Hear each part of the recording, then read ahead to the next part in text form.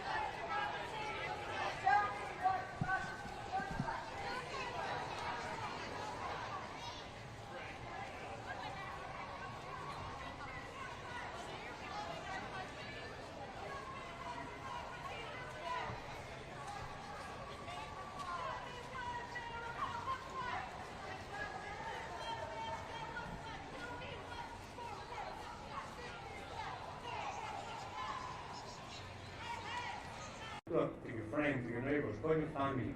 Talk to strangers, people that you don't usually talk to. But most important, listen. Because when you talk and listen with someone, you're sharing something. But that something is the seed for empathy. And empathy today is trust tomorrow, is friendship the next day, is hope and action at the end of the week. Real action and real change.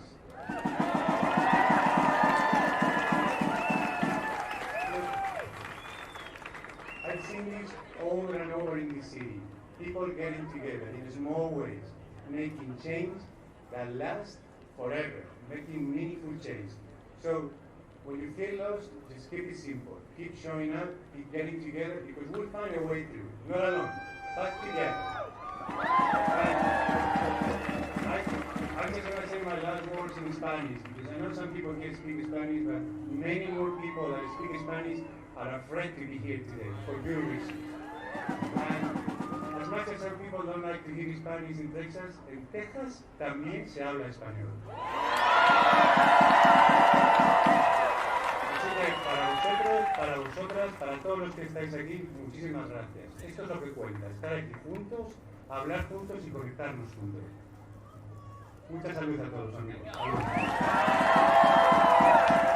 Thank you so much. I want to introduce the speaker, Eric Volker, senior pastor and immigrant activist. Come on. Thank you. Give us just a minute to get arranged here. How are y'all doing? It's going to sprinkle a little and then it's going to go away. I'm going to just have one suggestion, that if you're in the middle of the crowd, be sure the folks behind you can see behind your sign when people are speaking. All right, we're going to have the rest of our folks, y'all come on in front. Y'all come to the front so they can all see you.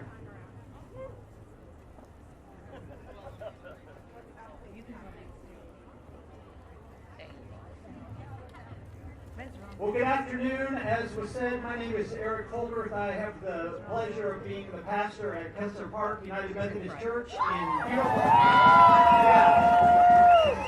beautiful Oak Cliff, right down the street from Wild Detectives. We love Wild Detectives. Standing here with me, you will see in front of us and on the stage and on the podium here are clergy from your Dallas-Fort Worth area. We are all standing together today. Many of us are a part of a group that we call CLEAR, Clergy League for Emergency Action and Response.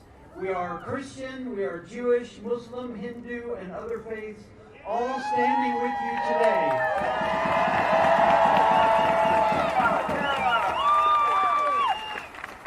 We are here to say that our faith demands that we stand for justice, compassion, love, and mercy. Many of the speakers that you will hear from today are friends of ours we have been proud to know for years. Some of the rest of the speakers you will hear from are new activists, the next generation. We need everyone, and we are grateful for them. You may be here because of a single issue. That may be why you are here. You may be here because you are disturbed about the erosion of democracy. We, as clergy, are here because God commands us to see all of God's children as human.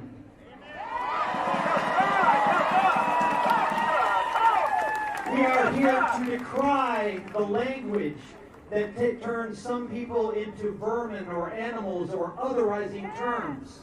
This is not right, and it is especially not right from anyone who would claim to be a leader in the United States of America. Leaders must bring us together with race and gender, sexual orientation, economic circumstance, everyone of every place and time coming together as one people out of many, one. That is what we believe, yes? Our group has been sponsoring a vigil at ICE field headquarters. Perhaps you've heard of this. We are there every Monday morning from 8 a.m. to 10 a.m. We welcome anyone of good faith or goodwill to come and join us. We pray for the migrants. We pray for ICE, that ICE stop harming their own souls. We speak sometimes with the migrants who are coming in and shaking in fear sometimes, but showing up because our government told them to show up. And some of them, as you know, are being detained. Some of them never come out of the building. We have heard those stories as well. And so I say to all of you gathered here and to anyone who may be hearing this, trust your eyes. When you see these videos of people being snatched, that's really happening in the United States of America. This is not our way. This is not the American way. Yes? In fact, ICE's own data just this week shows, this is ICE's data, not some activist or organization. ICE is admitting that only 10% of the thousands of people they detain have any kind of serious criminal record. 10%. ICE's own data now shows that 40%, friends, the majority of people they are detaining have no criminal record whatsoever. This is not the American way. This is driving a dangerous wedge between us. It is driving fear into our neighborhoods. All of us who serve churches and synagogues and mosques, we are hearing this fear in our communities. We are hearing the way our people are deeply troubled. Yes? Yeah. So that's why you're here today, yes? For this kind of thing. Now, I want to speak directly to ICE, because we who are clergy have for many years stood up against injustice, sometimes in foreign wars. You know that the United States of America has used illegal rendition in the past, has stolen people away to foreign sites. That is now happening in the United States of America. And it's not our way. We must say no.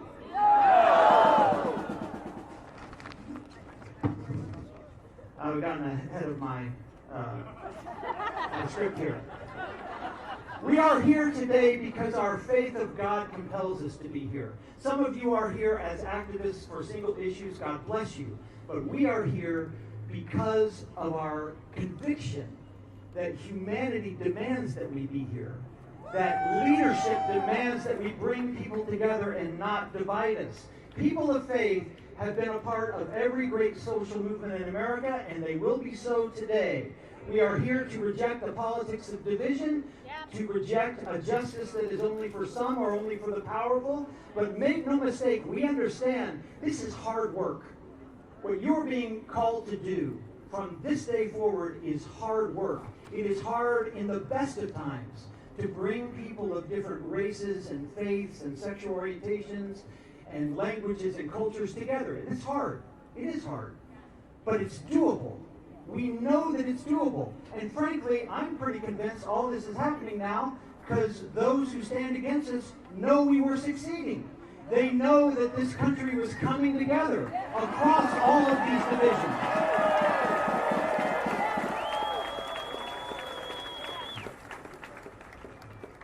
Let us, friends, avoid both autocracy and fascism on one end and chaos and anarchy on the other. Let us avoid the wedges that are being driven into our communities. Finally, two last little stories. My father, when I was young, gave me a lot of advice, most of which I never listened to. But one thing he said, once upon a time, I had a bully who was after me. And he said, Eric, whatever you do, don't give a bully what they want.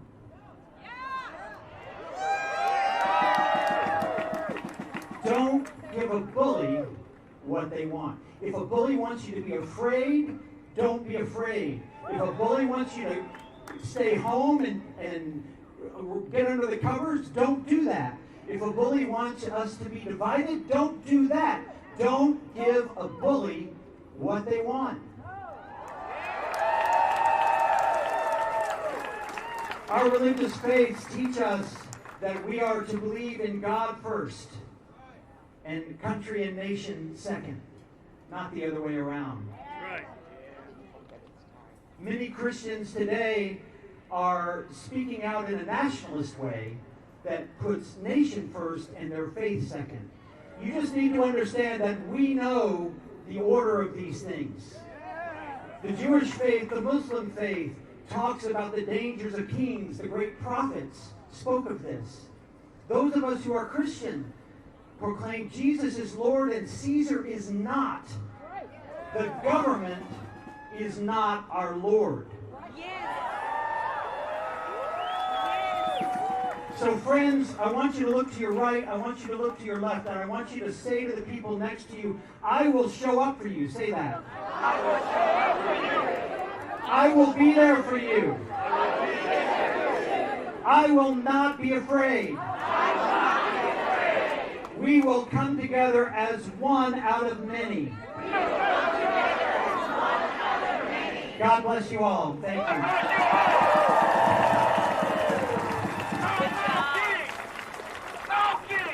And now as we leave the stage, I want to invite forward Immigration Attorney Raul Natera, who is our next speaker today.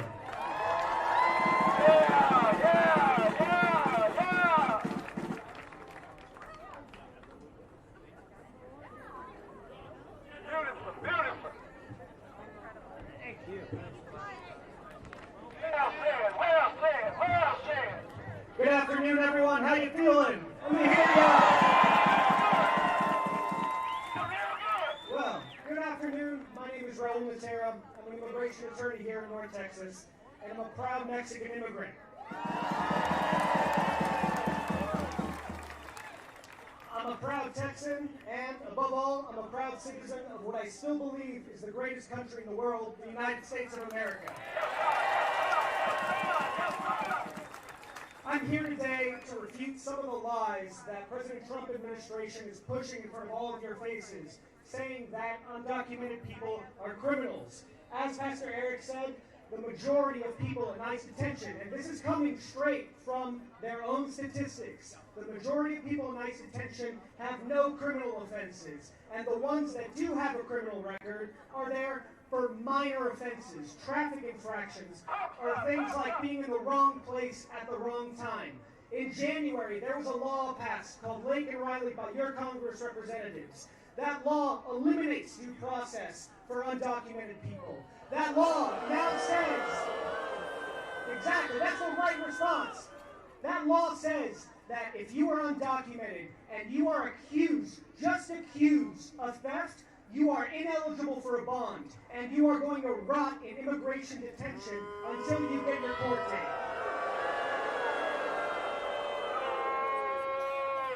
On top of that, they say that immigrants are a leech on our economic system, when that is patently false, ladies and gentlemen.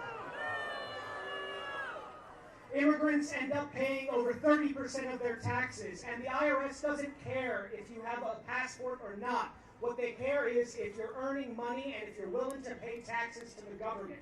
That's why we have things called IT numbers. It doesn't matter to the government what your status is as long as you continue paying.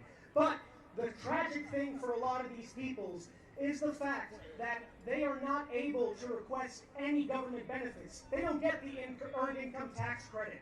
They don't get to apply for health care through the Obamacare marketplace. They are in this country paying their way and not receiving any of the benefits from this country for doing so. Now, ladies and gentlemen, I need your help, and the immigrant community is in dire need of your help. If you know anyone without lawful status, be a shoulder for them. Help them out. Offer to serve as a financial sponsor. Accompany people to ICE check-ins, because the only way that we are going to get through the next 3 years is by supporting one another. We need to protect our immigrant communities, and we need to look out for one another.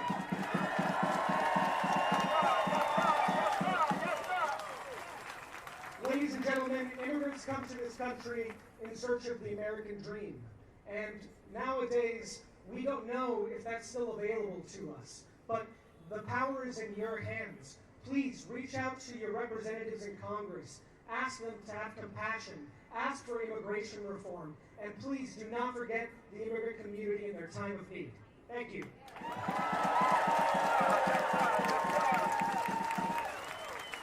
Now let's keep that energy up. I have the honor and pleasure of presenting Saya Clark of the Democratic Socialists of America.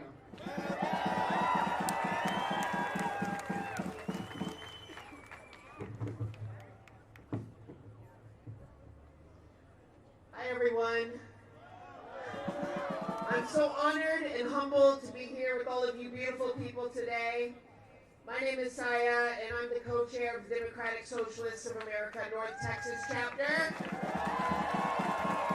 And I'm here today to talk about the fascist dog in the White House named Donald Trump, a man born into immense wealth who failed upwards into the most powerful position in the entire world. A man who has never known what it is like to toil away at work, to struggle to pay bills, to raise a family on a shoestring budget, or to be denied health care. He claims to be a champion for the working class while shredding the already threadbare social safety net, unleashing the fossil fuel industry, using the bootlickers at ICE to tear families apart, and sending our money overseas to fund genocide and ethnic cleansing. His crimes are so numerous, I could be here all day listing them off. Dallas, how did we get here? And how do we make sure that it never happens again? I often hear that Trump is an anomaly, but the difficult truth is that he is the logical endpoint of a society that allows billionaires to hoard vast amounts of wealth while hundreds of thousands go unhoused, that allows healthcare companies to extort families for profit, that uses imperial violence to deny countries of the global south their freedom and self-determination, that looks away from police brutality.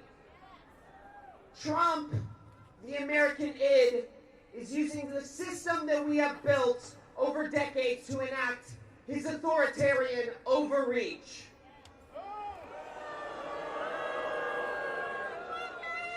We have made the dire mistake of believing that the right to profit trumps the right of the people to live good lives. I was raised a Christian right here in Texas, and I hold those values deeply in my heart. Love thy neighbor. Strengthen the hand of the poor and the needy. Welcome the immigrant.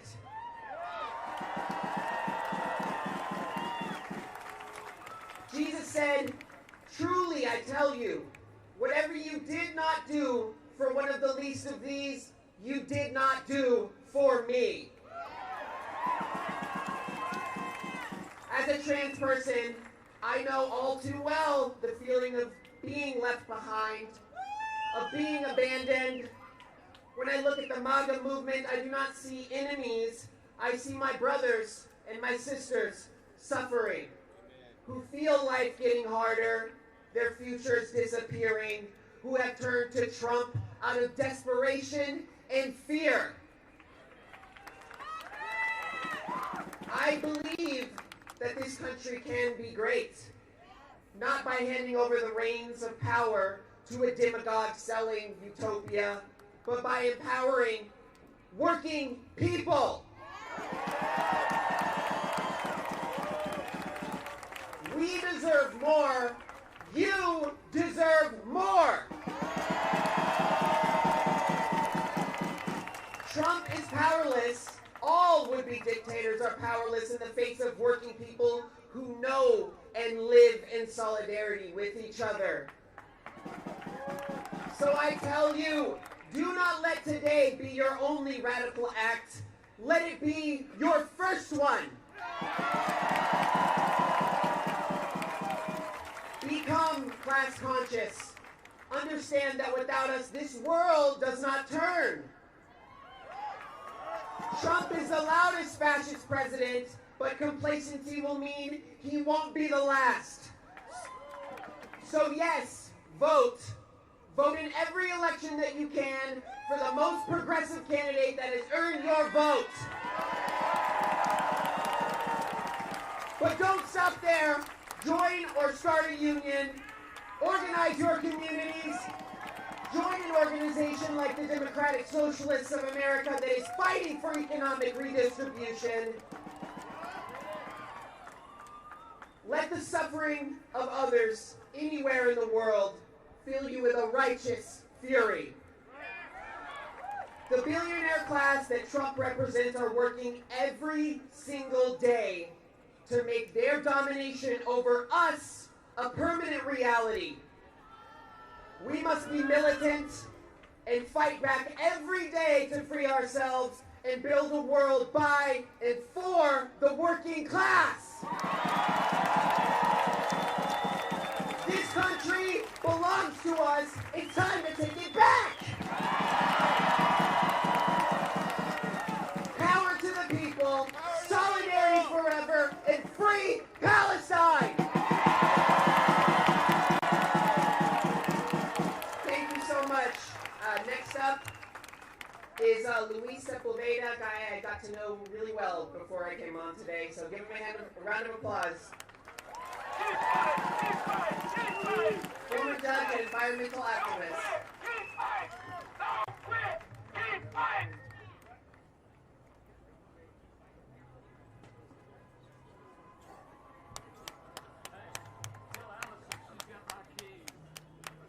Okay. Whoa! I was walking around you and gosh, man, I could feel it. I could feel it. I could feel it. I want you to know one thing. I want you to send the guy in the White House and Johnson Jr. We love America! We love America! We love America! We love America! And we're going to fight for the red, white, and blue. It belongs to us. Nobody, but nobody is going to take that from us. Everybody. I also want to come in, and I want to know where my Catholic faith is. Where are they at? I want to know where Puerto Rico, Mexico, Cuba, where are they? Where are they? They're beating your children, our children, and they're taken out of the apartments naked. What kind of country is that? I want to send the White House and Johnson. You know, I can't sing. I can't sing and I can't dance. But because this is a family entertainment, just for you, I'm going to dance because I want to send them a big, big message. They can kiss my...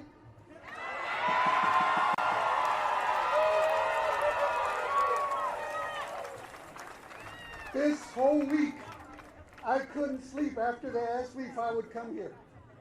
And before I was working on the environment in West Dallas, there's a lady named Reba, had both legs amputated, right breast removed. That's why I got involved with the West Dallas Coalition for Environmental Justice formed in 1989. I came in and Reba came in when I went into her house. She came in and she said, Mr. Lewis, I want to go out there and march with you on that lid, what's happening in West Dallas and what's going on with those children. I want to march so bad, but she said, I got a phone. And I came in and I said, you're just great for helping us supporting. She said, but I got a phone. Hello, it took me 2 times to get it. When I had a list of thousands of people, I'd give her my list and she would call. When I marched, there were hundreds of people coming. And one of the biggest marching, 1,700 people that the disabled were able to get out. So I'm asking me, 73 years old, all my brothers and sisters, elderly, go use the phone. Jam up the phone calls. Call the red states. Call the red states. Let them know that we're here and we're coming. You have to understand also, this is what I hear through the grapevine, that when Trump sends out 10,000 immigrants 10,000 come, 100,000 come under the ground.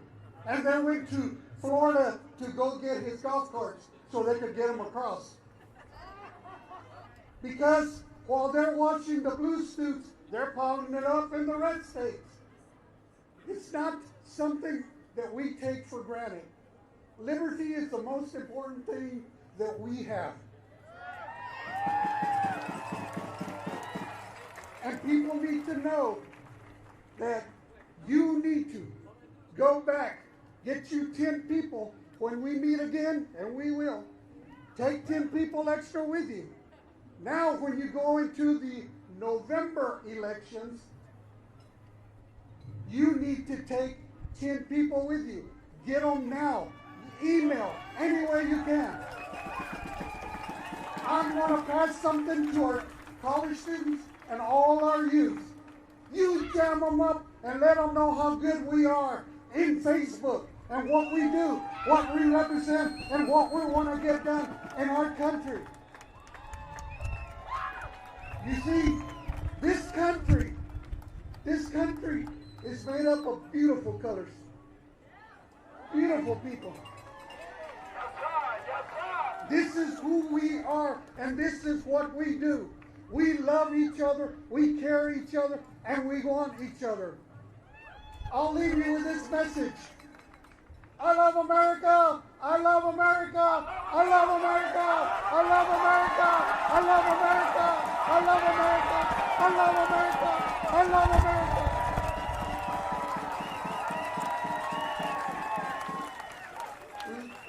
Thank you very much. I want to introduce D.B. Alexander, Reunion Dallas Voters Alliance. Thank you.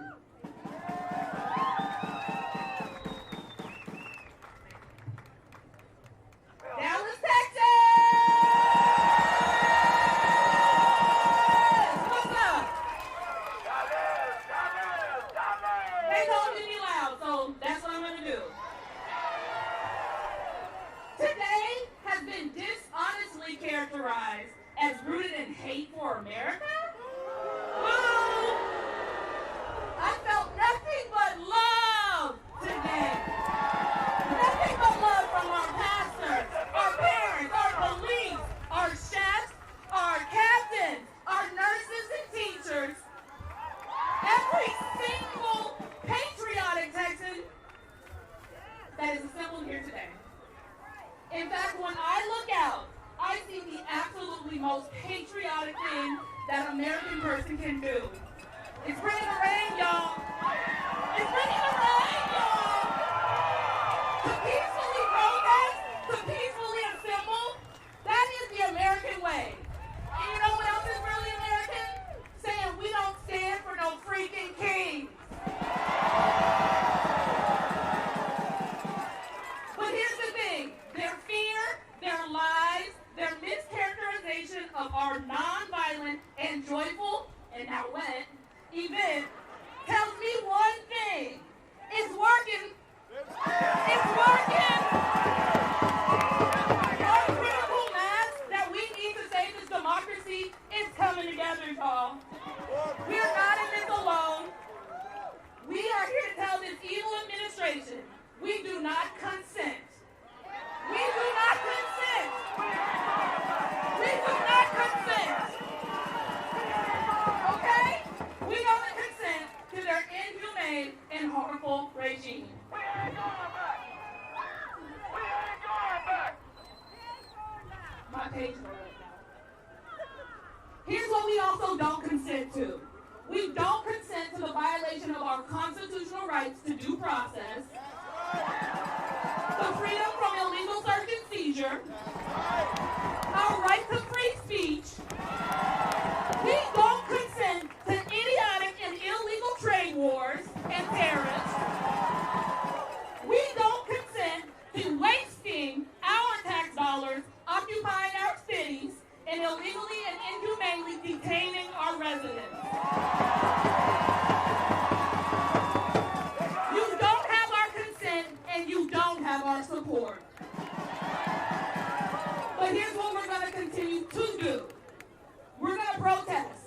We're going to organize. We're going to love our neighbors. We're going to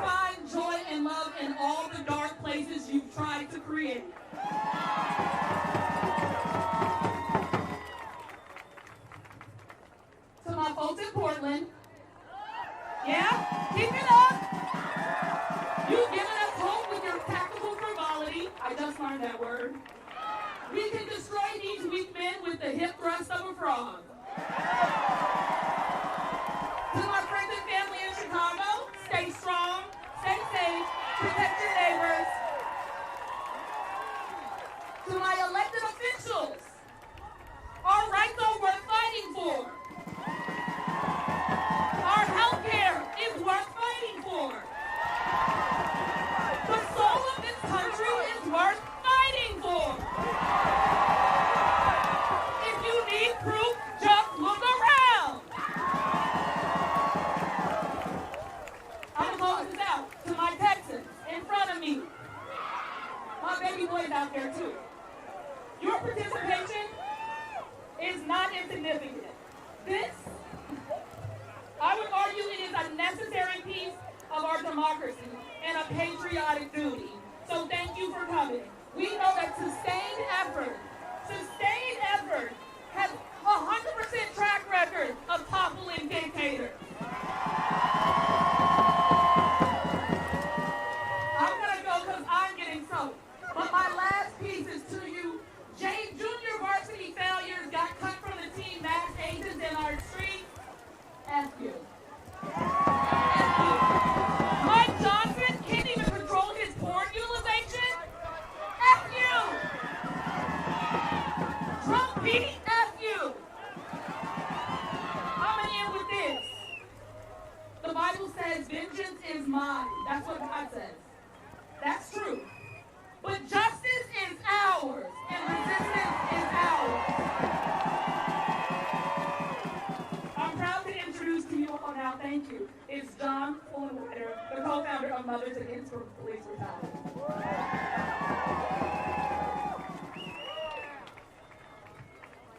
Woo! I can't sing, but I'm singing in the rain.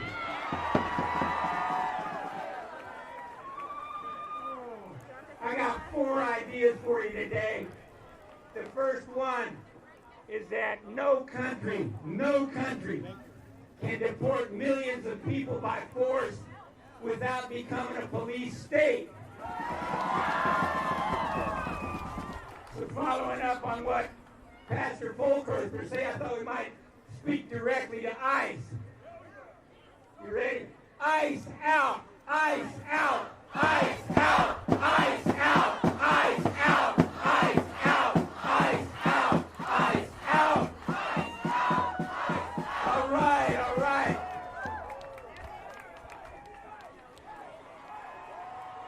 Woo! All right. I'm going to take you back to the days before Donald Trump.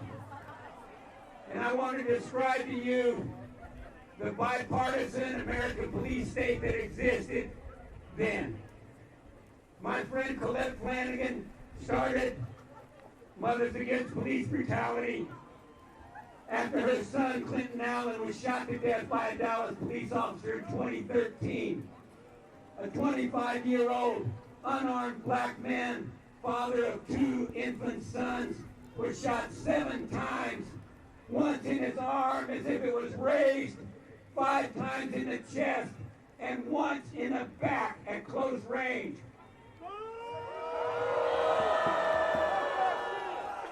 No charges for the officer, no indictment, no trial, no civil damages, no accountability. And every year since then, 1,000 Americans on average, more than that, have been shot to death by police.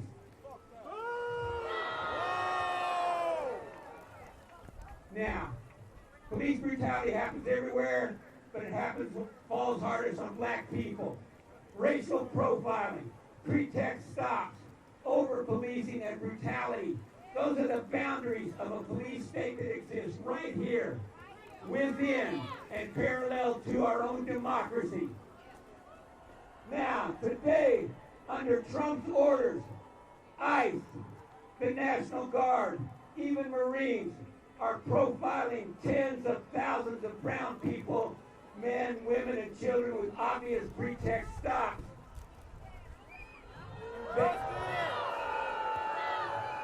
They don't identify themselves.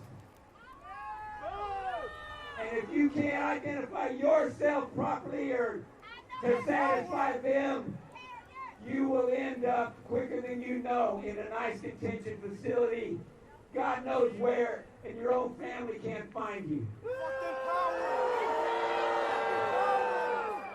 And journalists, mayors, the rest of us all get caught up in this god-awful violence. Now Trump, he never won a majority of votes in 3 elections. He beat Kamala Harris by less than 1/2 of 1% of the vote. And yet, this wannabe dictator governs as if he won every single goddamn vote. Now there's a reason for that. There's a reason why so many people bend the knee or kiss his ass. And that's my second idea. Trump led a white nationalist movement into the White House.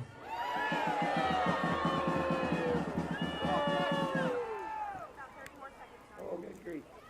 Okay, I'm not going to go the full 4 ideas, but let me just say this. White nationalism is white racism combined with white power to dominate this nation.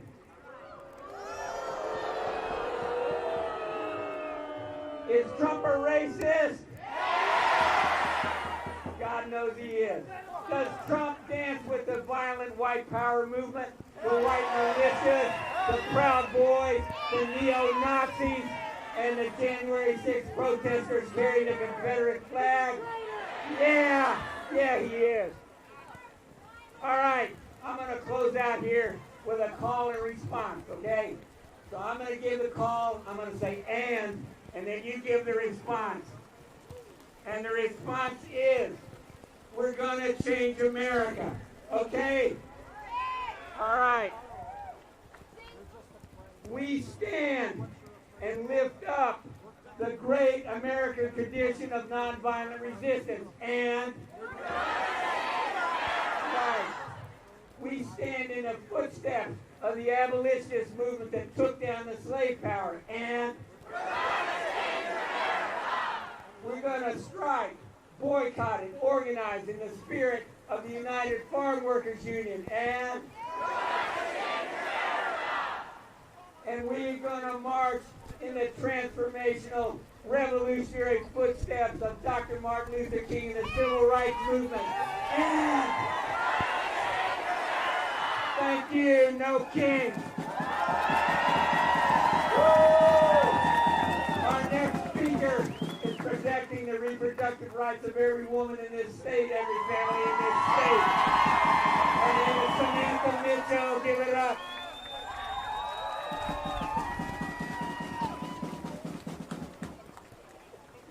Hey, y'all.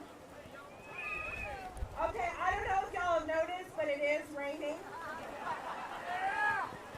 I'm actually not going to talk about reproductive rights right now. I mainly want to do a safety announcement. If, in fact, it does start hailing, I want to repeat, this parking garage to the east is the place to go for shelter. If it starts hailing, walk, don't run to that shelter, okay?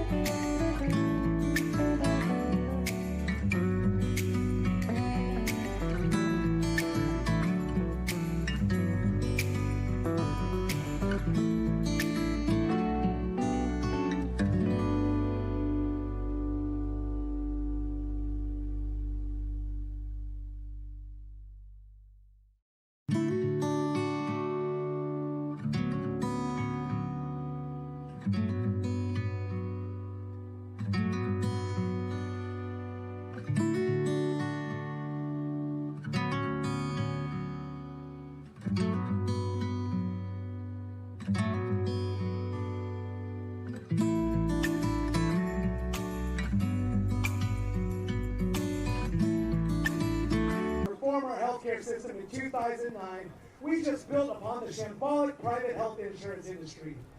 Time after time, our leaders have refused to reform our immigration system to embrace our neighbors and the reality of our international economy, while we destabilize other countries, driving mass migration here. Our leaders were too cowardly to chart a serious course away from our addiction to fossil fuel because of their addiction to easy money. Organized labor has become an afterthought, something to be remembered as part of a halcyon past rather than the driver of the working class. And our lust for war and destruction continue, especially now with our shameful support of an apartheid Israeli state and the genocide of the Palestinian people. But brothers, sisters, friends, we can end this hell we are in and build a future worth living in, but only if you stand in solidarity with everyone else in the working class, regardless of race, gender, religion, and anything else that is used to divide us. Donald Trump, his administration, and his allies in Congress and elsewhere do not care whether you live or die. All they care about is stealing from you to pay the billionaires to which they are dogs. This kind of criminal behavior cannot stand. It must not stand. This is where you are here to come in. These parasites can only make their wealth off of our backs. So that means we have the tools to end this chaos and mayhem. Talk to your co-workers. Find out your common problems. Organize a union. Then organize a strike because your power lies in your labor. If we stand as a working class, united in solidarity, we can build a future that will sustain us and our children, where a president from crooks like Donald Trump will be buried. So, solidarity now and solidarity forever. Thank you.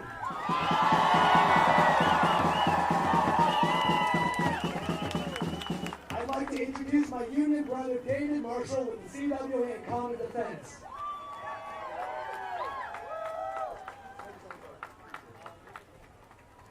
What's up, Dallas? Good afternoon. I'm David Marshall, the Executive Vice President for the Communication Workers of America and a proud veteran of the United States Marine Corps. In just 10 months, this president has checked almost every single box in the authoritarian playbook, but it looks like some Americans are still in denial, so let me catch you up on that. He implemented DOGE, so he and his billionaire buddies can slash the federal government while cutting vital government benefits, assistance, jobs, and programs that so many Americans depend on, only to turn around and give tax breaks to the wealthiest among us. He's deployed the military on U.S. soil and created an internal mass police force consolidating with ICE. He's used his office to enrich himself, his family, with billions while doing shady real estate deals, crypto scams, and pay-for-play games. He's launched investigations against his political opponents, even sending the FBI to raid the home of former staff, critics, and has threatened and extorted media companies, universities, law firms into paying billions with bogus settlements, and infringed on free speech by trying to cancel talk show hosts that poke fun of them.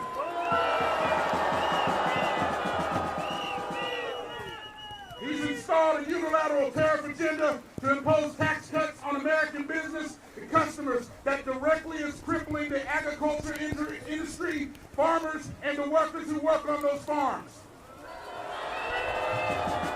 He seized control of federal museums to erase unflattering history about himself, his supporters, and pick and choose what history can be taught. He's unilaterally terminated collective bargaining agreements with major labor unions and numerous federal agencies, including the VA, the EPA, the CDC, the Department of Education, the Agricultural Food and Safety Inspection Service. And last but not least, he's covered up an investigation into a child sex trafficker for whom he had a decade-long friendship with.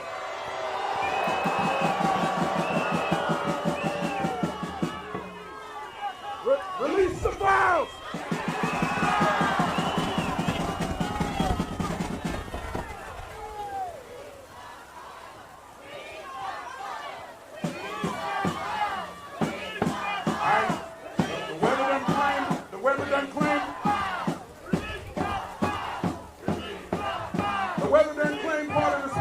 I'm going to improvise a little bit. All right? We're going to have to come together. All right? We're going to have to come together and resist this. This mission requires steadfast will and determination. The same will and determination that Americans have employed in the past to make this beloved home more fair, more just, and more equitable. This is your obligation. This is your duty.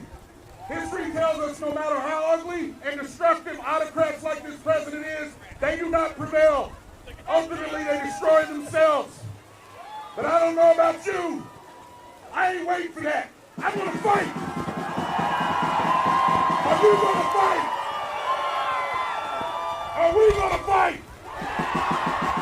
And let's do this, people. The American people failed when we elected this corrupt con man president again. But it was the great Nelson Mandela that said, when talking about failing, the greatest glory in living lies not in ever falling, but in rising every time we fall. So are you ready to rise up? Rise up! Rise up for veterans! Rise up for federal workers! Rise up for immigrants! Rise up for unions! Rise up for the poor! Rise up for the disenfranchised!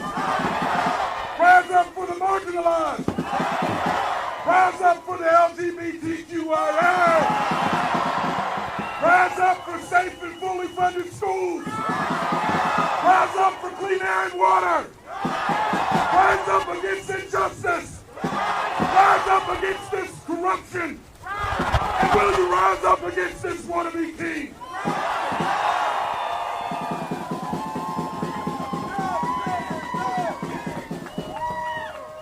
Oh my God.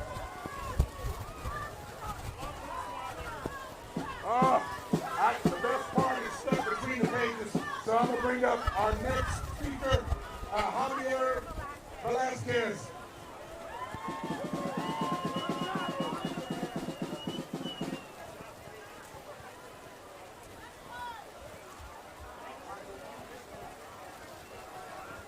Are we tired? Hell no. Are we tired? Are we going to let this rain dissuade us from marching? All right. I'm Javi Velasquez from the National Alliance Against Racist and Political Repression, as well as Freedom Road Socialist Organization. You can look us up on Instagram at National Alliance DFW. All right, so as a socialist, I believe that history has a lot to teach us. I want to talk about what I learned during the George Floyd rebellion. I watched as government and big business weaponized this racist system to divide black, brown, and white people in this country. It's a damn shame. So, one of the popular chants that we would say was, indict, convict, send those killer cops to jail. The whole damn system is guilty as hell. Why did we say this? Because we in NARPR understand that we remember the struggle for democracy. We understand that it is the people who choose. We choose who govern us. All power to the people. Now, we saw this democratic struggle during George Floyd. We saw it during Ferguson. We saw it during Rodney King. It is the full struggle for democracy because your democratic rights go beyond voting. We have a duty to fight for our rights. There was a preacher man that came up here before me and he said, humanity demands that we be here. Well, democracy and fellowship demand that we be here as well. Whether it be door knocking, whether it be informing your neighbor of their rights, whether it be creating rapid response networks to fight against ICE, or joining local orgs that are already doing the work and voting and otherwise. We must raise the demand every single day. We must tell ICE and the National Guard to get the hell out of our barrio, to get the hell out of our neighborhoods, to get the hell out of our schools, to get the hell out of our hospitals, to get the hell off our streets, and to get the hell out of our city. I'll keep it short. Our next, I was Hobby from the National Alliance Against Racist Political Repression, as well as Freedom Road Socialist Organization. Our next speaker is a good friend of mine and a great organizer, Noemi Rios from Vecinos Unidos.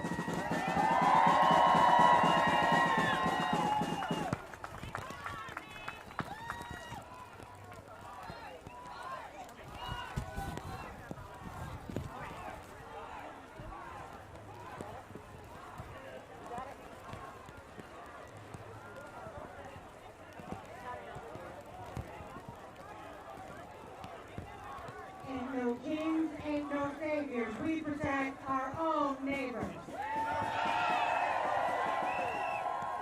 Ain't no kings, ain't no saviors. We protect our own neighbors. Ain't no kings, ain't no saviors. We protect our own neighbors.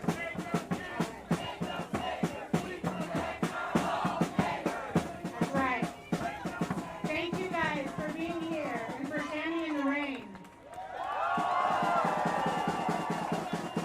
This rain ain't nothing. Y'all are the storm. Y'all are the storm. All right.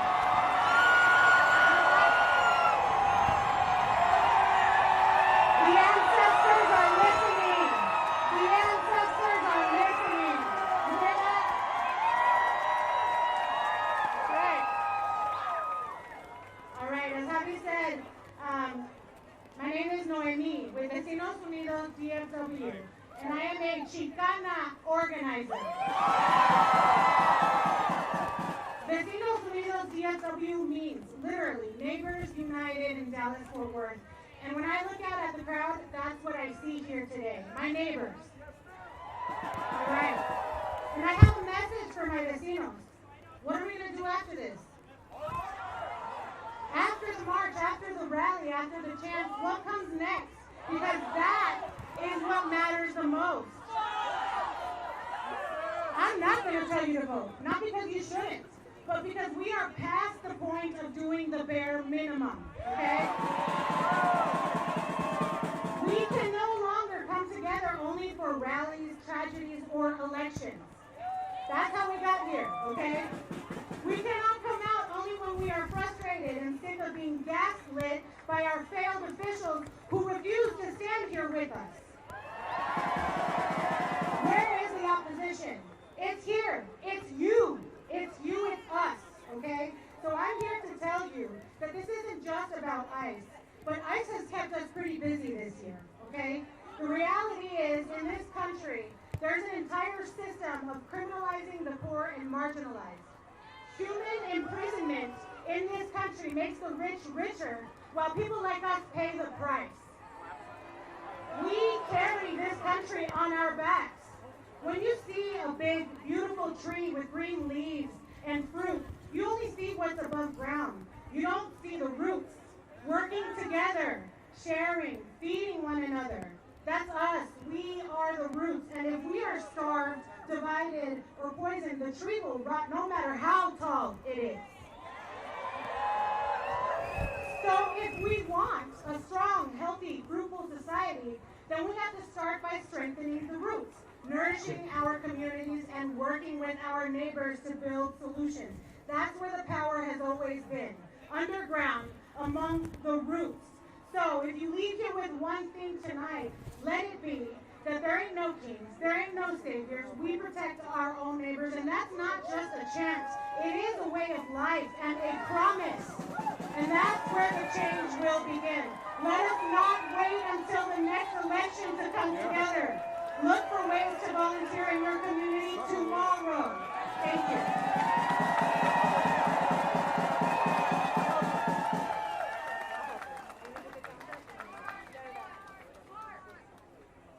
Y'all, we're going to march after just a couple more speakers. Just bear with us. It's going to be raining on the march, as same as it is here. So hold your horses. I promise you it's going to be worth it. Next up, we have Azael Alvarez from El Movimiento DFW. How's everybody doing today? Let's go! Let's go! Here we go! Y donde está mi gente latina y latino? Come on! Mexico! Venezuela! Salvador! Come on now! I know I see y'all here with the flags! I'm here to show you what has been happening in Dallas. How many of you from Dallas? Raise your umbrella. Okay. We showed video of ICE agents that I personally saw last week at the police oversight board. And the police chief gaslighted the hell out of us. He said, why are you even bringing this up? We don't want to deal with that smoke. Do we want to deal with that smoke? Yeah, we do. And now the mayor has said that they want the 287G agreement here in Dallas. And it makes every police officer in Dallas become a fucking ICE agent.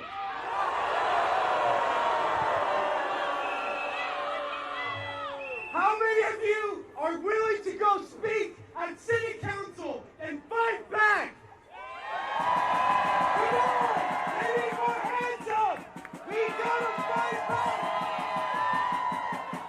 And for any right-wing media here, as the CEO of Antifa, I am willing to fight against this anti-fascist, these freaking Gestapo agents that are terrorizing our communities in Dallas. Does it piss you off? I say it louder, what? When we fucking march, you better make your voices loud and clear. Because we're gonna show me what democracy looks like. Show me what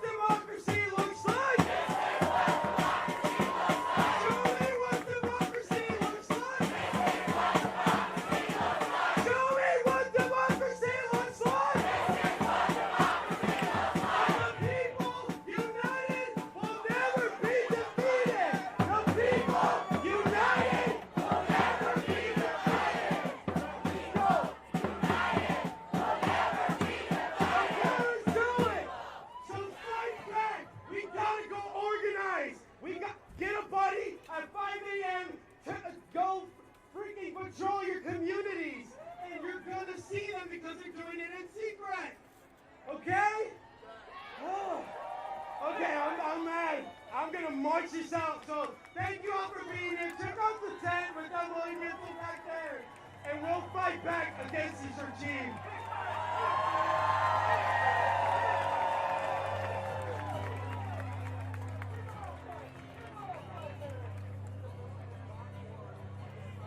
People always say, sometimes the world can. Hi, y'all. People My name is always Patty can. Fink. What's going on? Sometimes the world can. But all the people.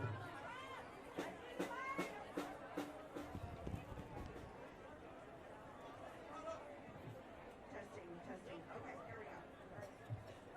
Thank y'all. My name is Patty Fink, and I'm here as an activist for the Dallas LGBTQ community. We are here, assembled here together today in this moment in peace to express our unity, our solidarity, our undivided shared reality in defense of our Constitution and our rights, responsibilities, and freedoms as Americans, because the United States of America does not have kings. We have no kings. The President of the United States, such as he is in the White House today, doesn't have a clue what the Declaration of Independence is. He's so detached from reality that his biggest priority is that billionaires are not happy having $1 billion. As a gay American and as a woman, I know firsthand how fragile and how our hard-won fights and rights and freedoms are. Our community has been under fierce, unrelenting, very targeted attacks, especially here in Texas, and especially targeting the trans community and the non-binary community for years. Like women's rights, queer Americans must re-win our rights again and again and again and again. But we wouldn't have the rights we've had without our allies. Those who have stood alongside us through thick and thin, testified at legislative hearings, marched with us, engaged everyone in their orbits in serious one-on-one, heartfelt conversations about our humanity and our lives. Allies are everything, and we thank you for standing with us.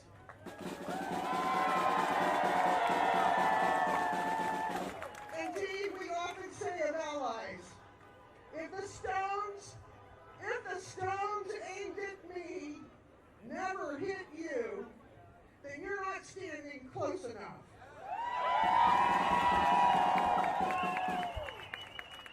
The queer community has been so fortunate to have incredible, amazing allies who have indeed been hit and pummeled by the stones aimed at us. Yet there you were, and there you still are, standing with us. Standing with us today, in this place, together right now. And even though MAGA has taken excesses and it's never enough for them, they believe in cruelty and enjoying the suffering of others. I want to remind you that Trump is at his lowest approval of all time.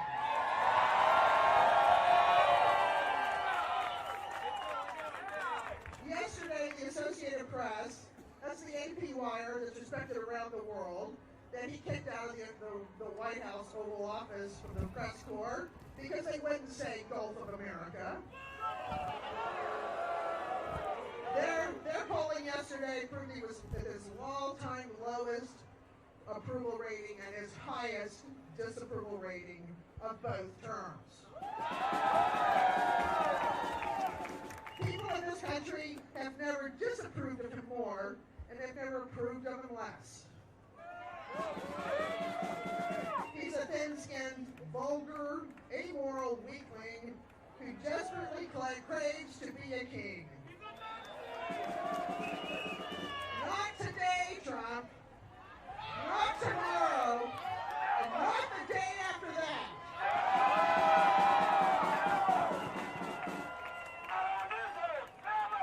What can we to vote, become a poll worker. Get involved in a campaign.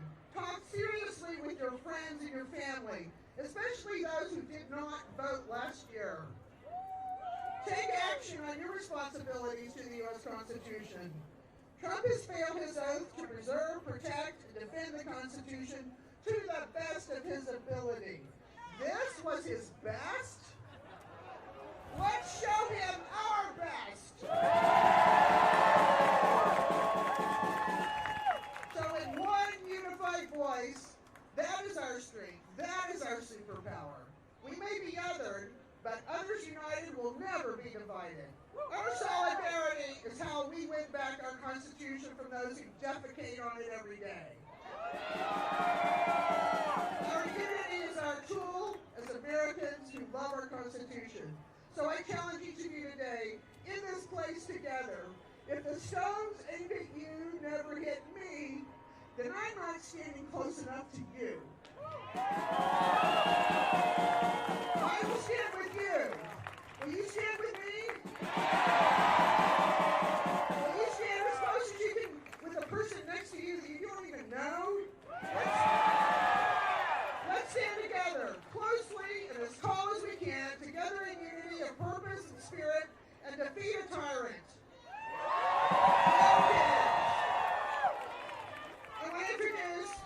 I want to introduce my good friend, Dallas City Council member Chad West from District 1, and a fellow member of our community, and the new chair of the Dallas Mayor's LGBT Task Force. And he'll be talking about another not enough, and that's the Texas effort to stop the LGBT community from keeping its rainbow sidewalks and crosswalks in the historic Oak Lawn Entertainment District from being destroyed.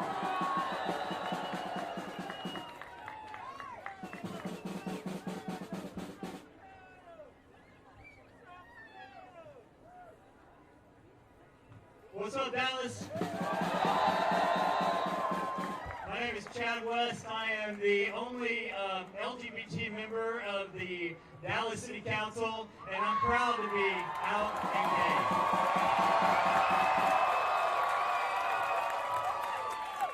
gay. We've been talking about Donald Trump a lot today, but we got to bring up Governor Abbott.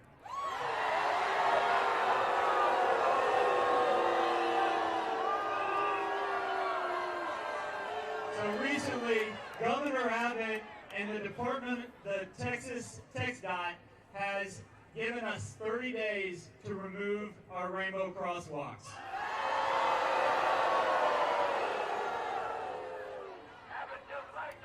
And this is despite the fact that these rainbow crosswalks were paid for and installed with private dollars, donations. But guess what? It's going to cost us public dollars, your tax dollars, to remove the crosswalks. It's crazy. You know, I am who are my veterans in the audience? Yeah. I'm a proud U.S. Army veteran. I served our country like so many people I've met today, and I will tell you this. When I was serving, it was during Don't Ask, Don't Tell. I was closeted. It wasn't until I moved to Dallas that I had the courage and the confidence to become comfortable with myself and to come out. And that's because Dallas was then and still is a welcoming city. 20 years ago, I'm that old now, Dallas's LGBT community was unmatched. I saw couples holding hands on Cedar Springs.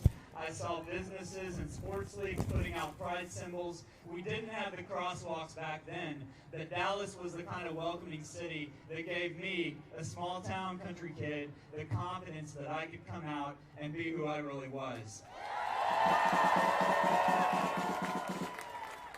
If you believe that Dallas should remain a welcoming city, let me hear you.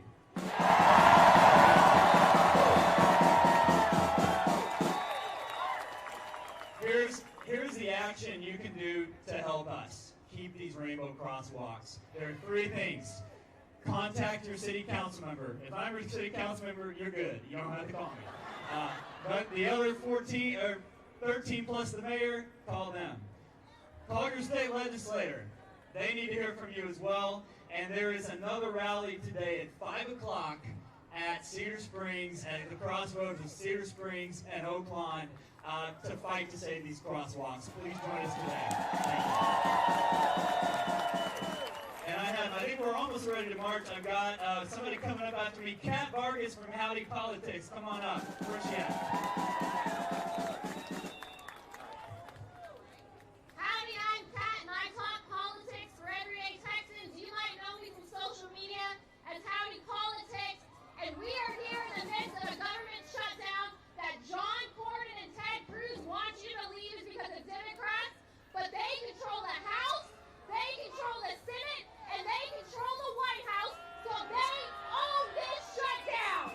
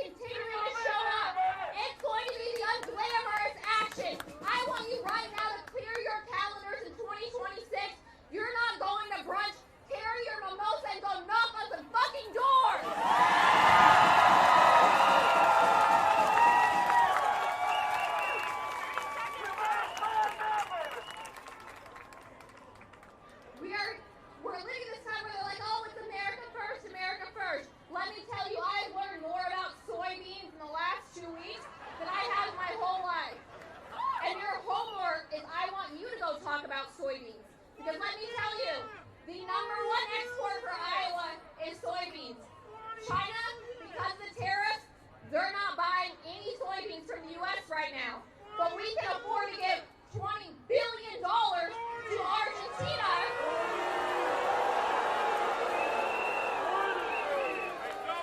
That's right, they doubled it to $40 billion now. Argentina's #1 export is soybeans. They're going to go to China. That's not America first. If these people had any principles to stand on, they would admit their lies. This is not about America first. This is about them trying to control power. They don't care about our farmers. They don't care about us Texans. It is time for us to stand up and say no more, no king. We are turning this car around.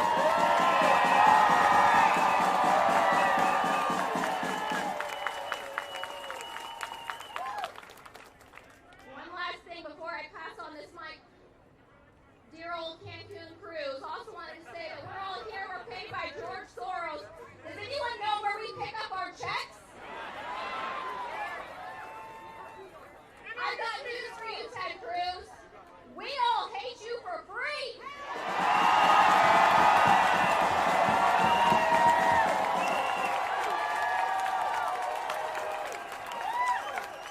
And I'll tell you what, if Mr. Howdy ever let someone talk about his wife the way Ted Cruz let Trump talk about his, we wouldn't still be married. Thank you all for showing up. Make that commitment to keep showing up.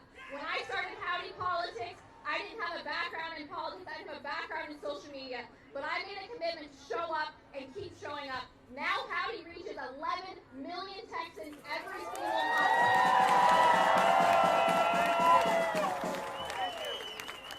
All you have to do is double your own impact. Convince that one person in your life to vote with us. Do what you can. I want to now introduce Pastor Dr. Michael Waters.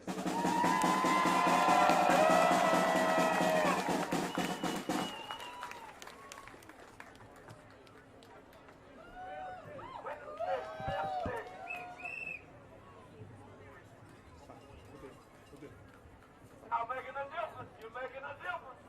You might not say that, but you're making a Friends, difference. 79 years ago, as much of Europe still lay in rubble, a German pastor set forth his pen and pose. The pastor had witnessed many crimes against humanity perpetuated within his country. He witnessed the rise of a secret police force operating without legal restraint, invading schools, homes, churches, and businesses, kidnapping and disappearing men, women, and children in broad daylight with ice-cold hands.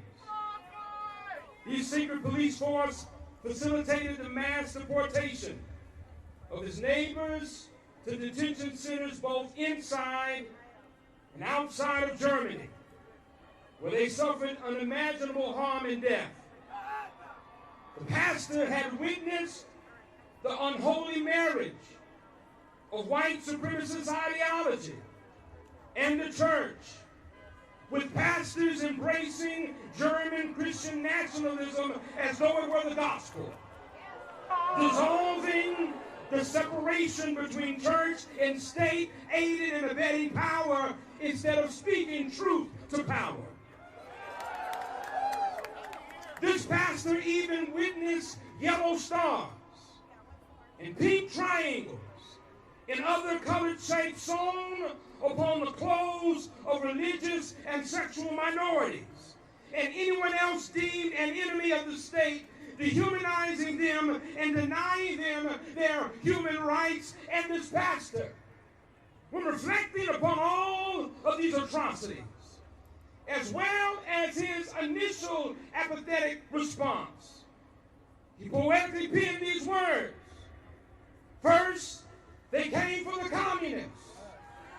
And I did not speak out because I was not a communist. Then they came for the socialists. And I did not speak out because I was not a socialist. Then they came for the trade unionists. And I did not speak out because I was not a trade unionist. And then they came for the Jews. And I did not speak out because I was not a Jew. And then they came for me. There's no one left to speak out for me. Friends, today, in deeply concerning ways, America looks less like America and more like Nazi Germany.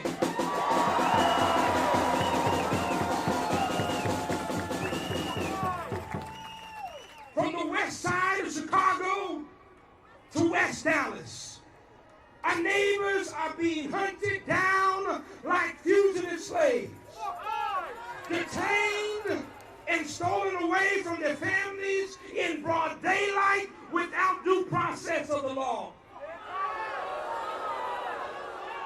Today, friends, we are witnesses of another unholy marriage as white supremacist ideology masquerades as Christian faith, openly justifying the atrocities accompanying the advance of authoritarian rule.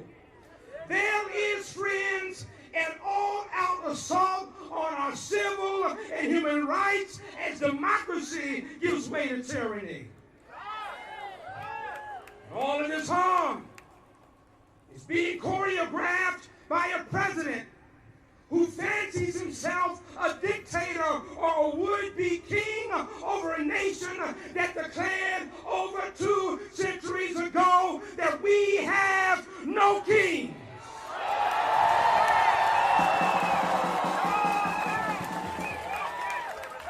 Yes, friends, we declared our independence for the South. We declared that when, in the course of human events, it becomes necessary for one people to dissolve the political bands which have connected them with another and to assume the powers of the earth, the separate and equal station to which the laws of nature and of nature's God entitle them, a decent respect to the opinions of mankind requires they should declare the causes which impel them to separation. We hold these truths to be self-evident that all men are created equal, that they are endowed with the Creator with certain inalienable rights, life, liberty, and the pursuit of happiness.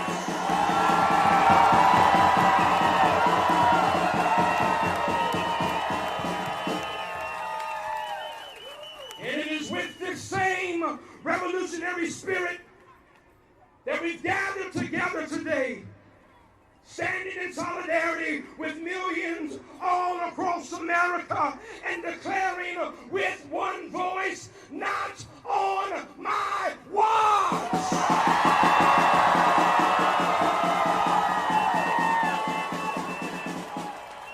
Yes, we refuse to be casual observers to these multiform horrors as they unfold, not on my watch!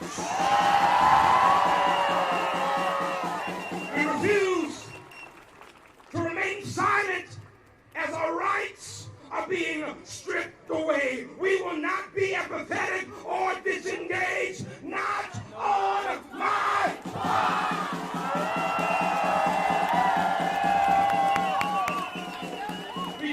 Together as a congregation of what Dr. King called the creatively maladjusted to evil.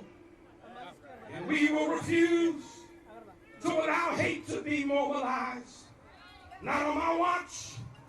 We will refuse to allow authoritarianism to replace democracy. Not on my watch. No wannabe king is going to rule over us. Not on my watch. Yes, friends, we're going to gather today in March because we still believe that the moral arc of the universe is long, but it bends towards justice. We still believe that injustice anywhere is a threat to justice everywhere.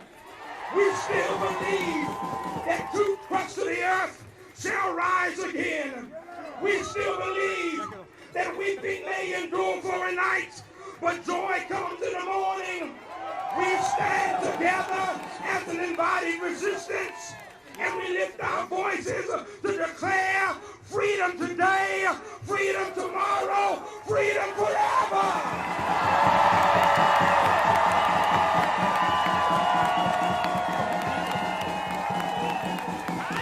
Say it with me. No kings. No hate. No racism. No bigotry. Not on our watch. Not in our name. That's why we can declare we shall overcome. We can declare, yes, we can. We can declare all power to the people. We can declare we're going to be all right.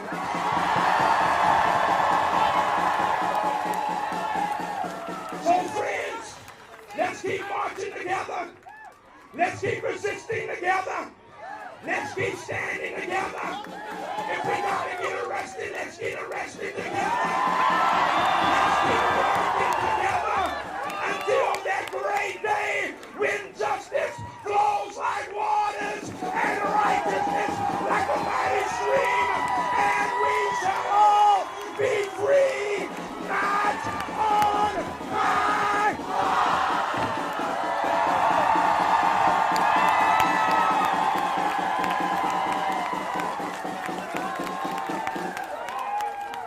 All right, who's ready to march?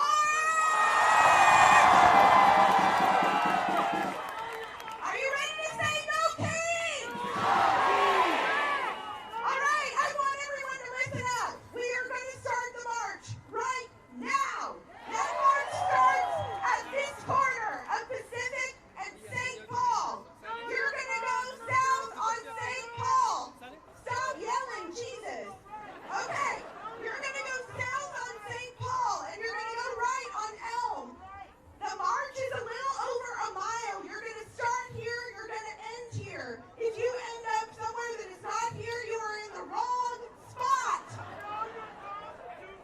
Whatever happens, you are welcome to turn back, but it's a little over a mile, so just give it your all. Are we ready? What does democracy look like? What do we have in the USA? We have no. All right, march!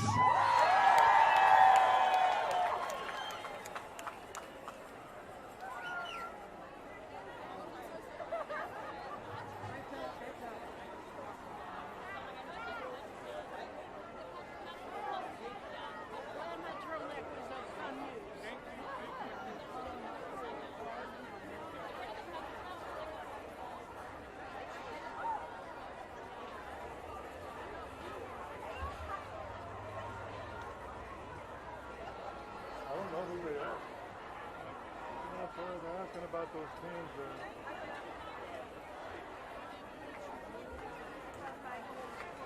I got it. Oh, yeah, sorry. Yes, sir. Who's this is?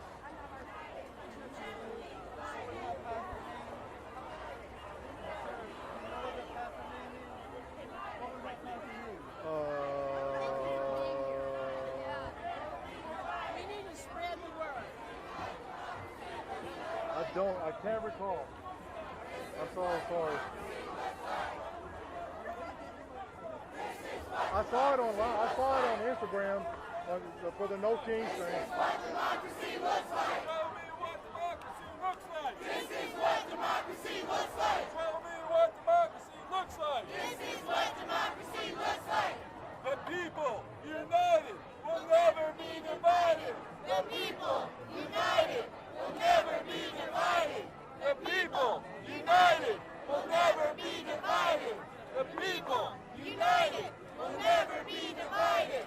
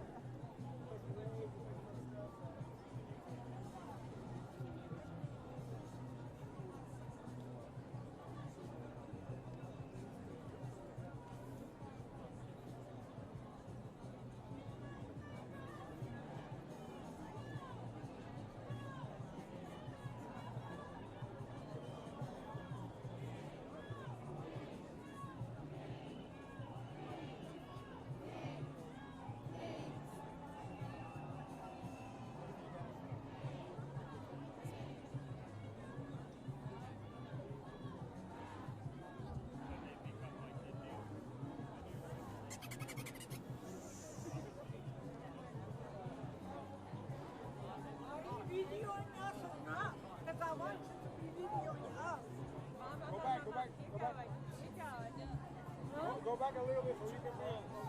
Yeah. Right there, right there.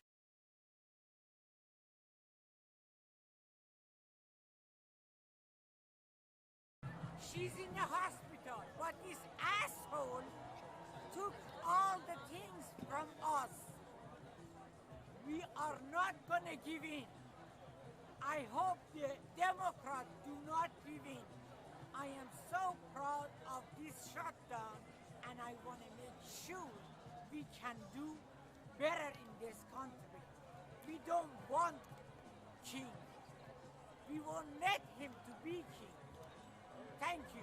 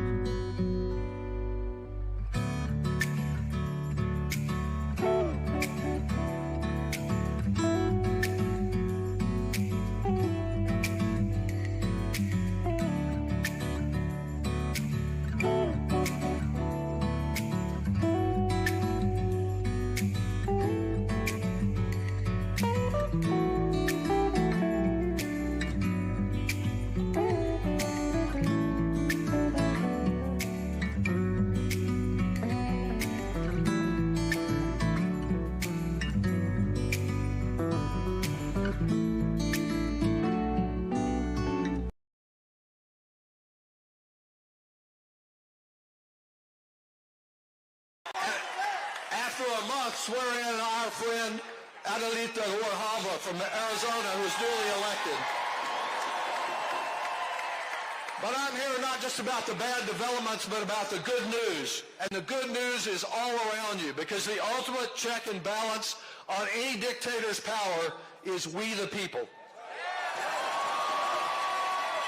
We can defeat his autocratic outreach with feet on the street. We can defeat him by peacefully marching, by rallying, by witnessing, and sharing our truth and exposing his lies, never giving up and never giving in. There's no superhero that's going to be here to save us. Each of us have to don our own cape. We will be safe from the Trump regime only if we rely on the power of nonviolence.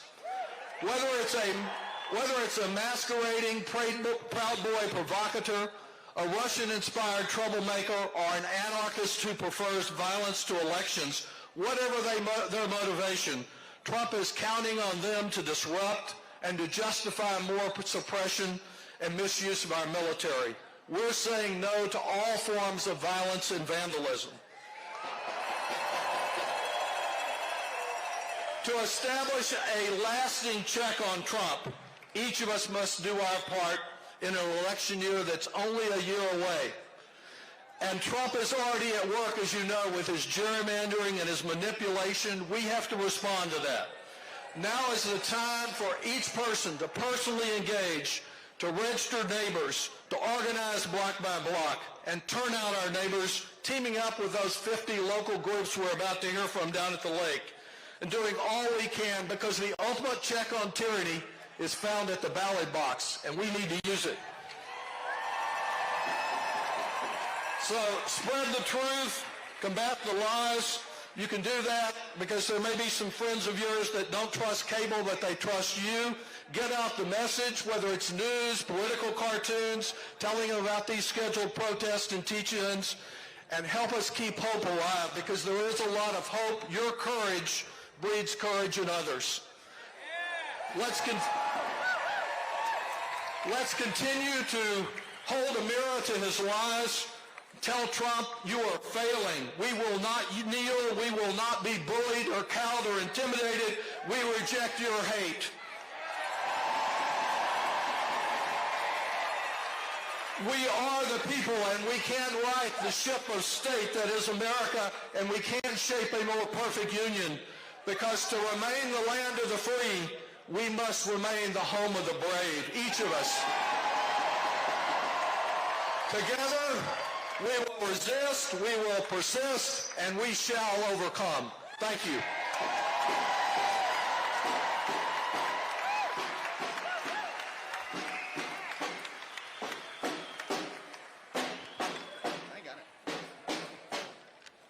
Buenas tardes, Austin, Texas. How are we doing today? How are we doing today? Republican leaders in Washington, D.C., where I work, have called this a Hate America rally. If you love your country but hate what Trump is doing, can you make some noise?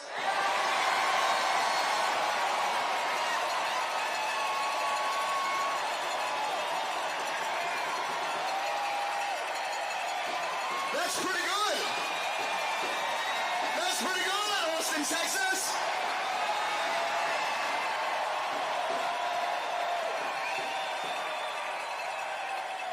Well, my name is Greg Casada, and I'm so damn proud to represent this city in Congress.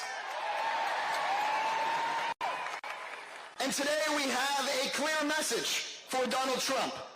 In America, everyone, not just Trump, not his billionaire donors, no, everyone counts. And here's what that means. That means American democracy is where every single person's life is valuable and every single voice is heard. American democracy is where you cannot be targeted or jailed or deported simply because you disagree or are different. American democracy is where those in power cannot take your money and your labor and then silence you. That is the America we're out here fighting for. A place you can be free. Now, Donald Trump has a very different vision for America. Trump wants to make this a country where he and his billionaire friends can make all the money and make all the decisions, and then everyone else just shuts up. But here in Austin, I don't see a bunch of people that are ready to shut up. We are going to shut up. We ain't going to give up. We ain't going to give up. Let them hear it, Austin. Let Greg Abbott hear you. Let Ted Cruz hear you. Let Donald Trump hear you. You're going to shut up. You're going to give up.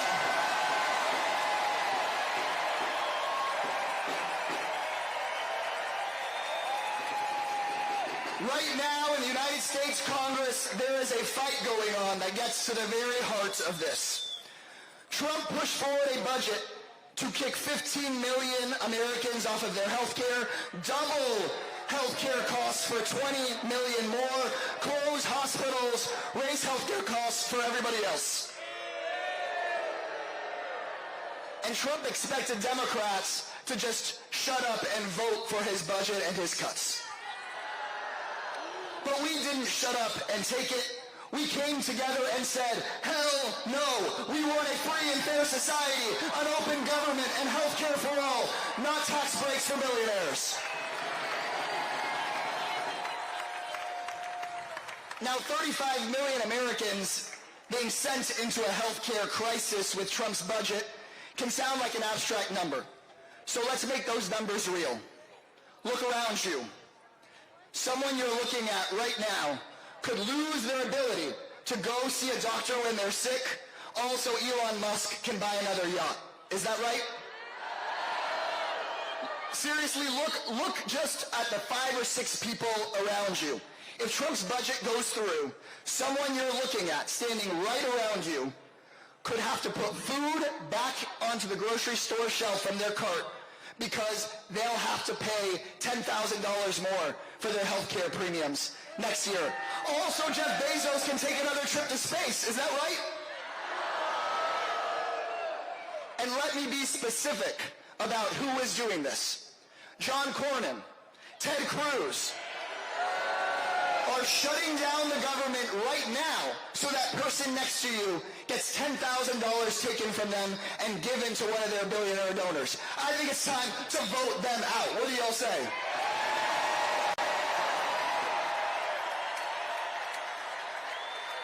But this budget fight is about health care, it is about costs, but it's also about another big question. It's about whether Donald Trump, yeah, let's say that, vote them out.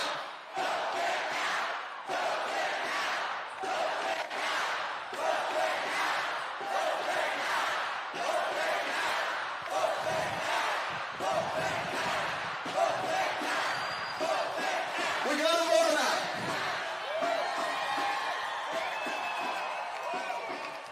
This fight, yes, it's about healthcare. Yes, it's about costs. But there's a bigger question here, too. It's about whether Donald Trump and the billionaires get to take your money, do whatever they want to hurt people, and have no one question them. Because I want to say this to y'all. They really thought that Democrats would just bend the knee, fold instead of fight. Because big media companies bent the knee, law firms and universities kissed Trump's ring, and so they thought that Democrats would just vote for these health care cuts. But we said America has our backs. No more. Hell no. No more. And it's time for us to say no more. No more. No more. No more. We're not shutting up. We're not giving up. We're saying no more. I was just at the United Nations talking to leaders from all around the world.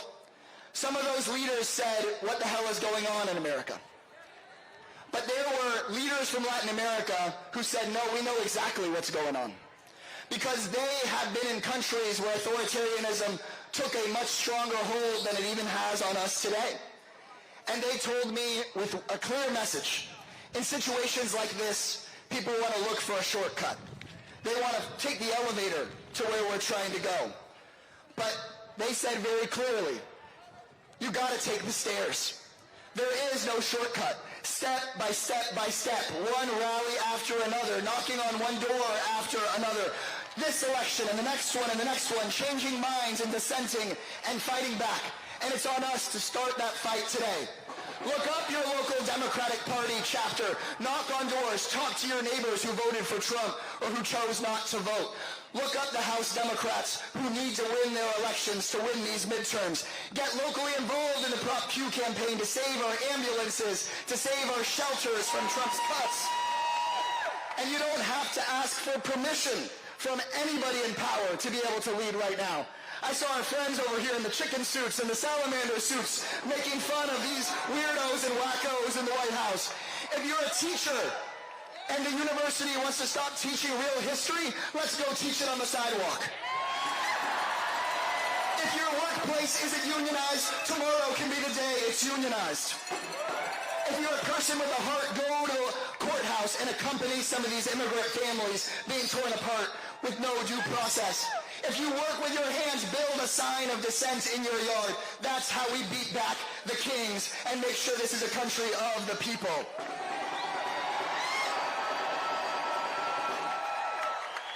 In America, we have no kings, but we also have no white knights in shining armor either. No hero is coming to save us. We are going to save ourselves. That's how we do things in a democracy. So raise your hand if you have an idea around what you're going to do after today to save this country. Look around at those hands. Work with those people. Organize the next rally. Run for office. Let's push back. Austin, you give me great hope. I'm going to close with this. We are going to have better days in this country after this. There's going to be a world after this where things get better. We're going to send Donald Trump and Greg Abbott and these guys to the dustbin of electoral history where they belong. But that's not the end of it. When we take things back, we are going to win a country where you are paid enough to afford to live here and thrive here in Austin, Texas. Where we tax billionaires so you can afford your child care and your health care. We're going to stop politicians taking away our rights and restore the right to abortion care here in Texas. The right to love who you love and be who you want to be. The right to a pathway to citizenship. The right to a union. And the right to live in peace whether you are a child in Texas or a child in Gaza. We are going to win that right. That's the fight starting right here. Thank you for being here. You give me so much damn hope. It's an honor to represent you. And next, I'm going to call up a real leader in this union movement, in this struggle, in the grassroots work we've got to do. Let's hear it for my friend Derek from the Communication Workers of America.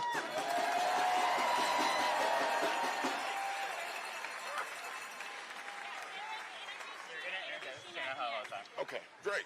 All right, good afternoon, everybody. Are we out there willing to fight for democracy? Are you willing to fight for democracy? All right, that's what I'm talking about. Good afternoon, brothers and sisters and family. My name is Derek Osabase, and I'm the Vice President of CWA District 6. It is good to be out here today with you. We are a union that represents over 500,000 workers countrywide. We represent telecommunication workers, state employees, airline workers, local municipal workers, and more, much more. In CWA, across the broader labor movement, our superpower is organizing, and our power is solidarity. And in this moment, we need that more than ever. We need solidarity and we need unity. This isn't going to be easy. We're in one of the biggest fights of our lifetimes. We've never seen a fight like this before. We're facing one of the biggest threats of anti-authoritism in this state and in the United States.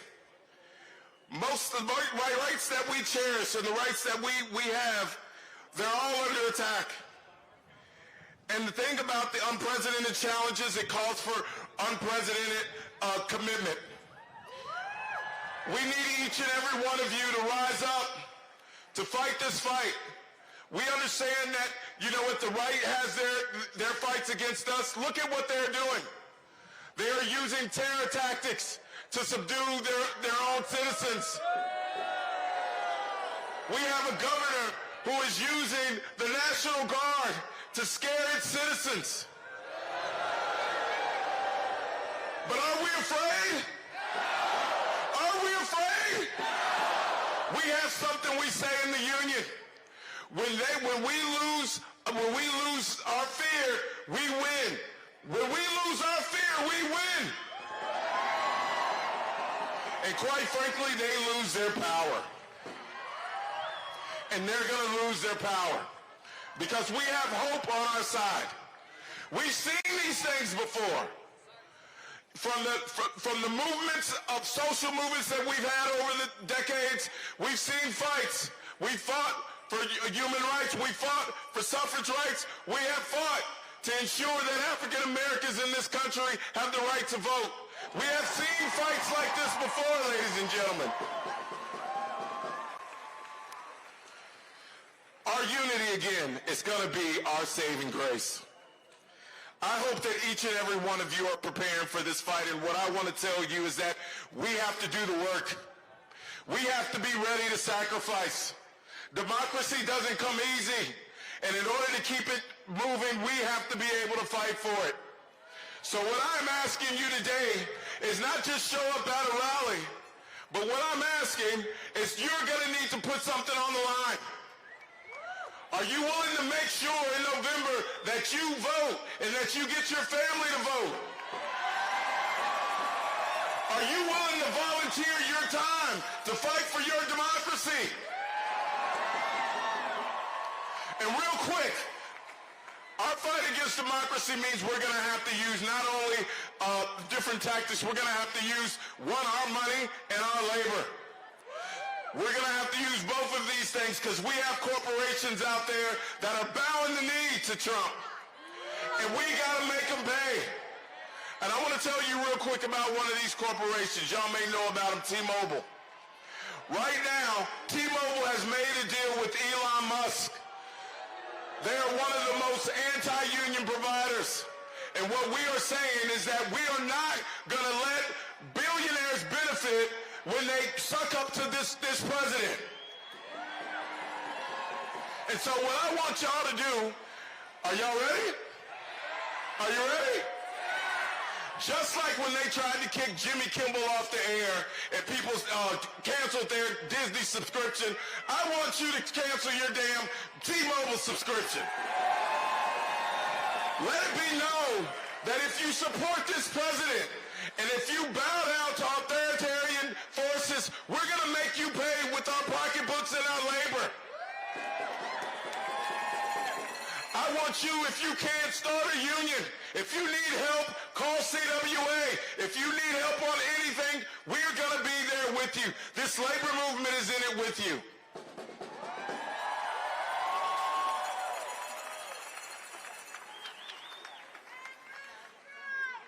And so, it's going to be hard. It's going to get worse before it gets better. But you have to be committed to this fight.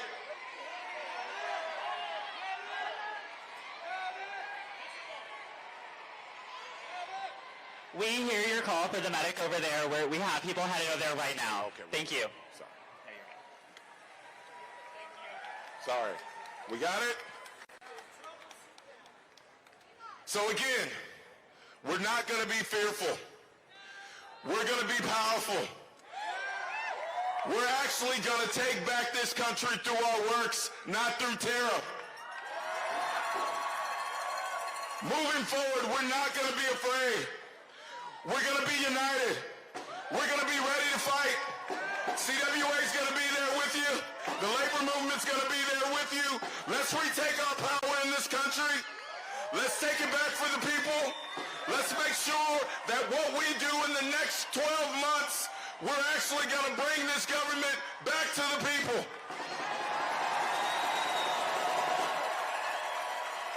And the billionaires, we're going to have to make sure the billionaires pay.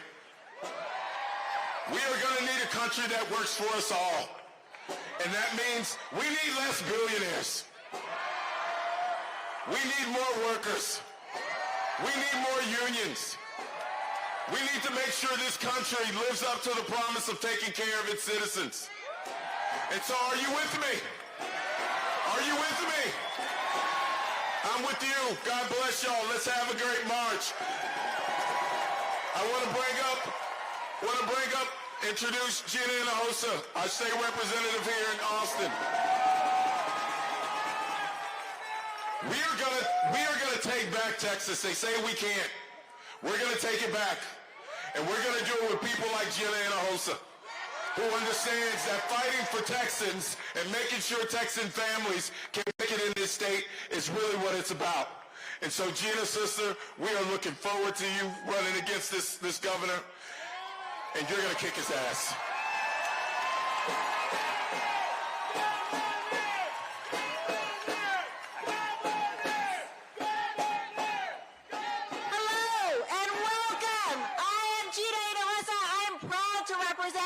District 49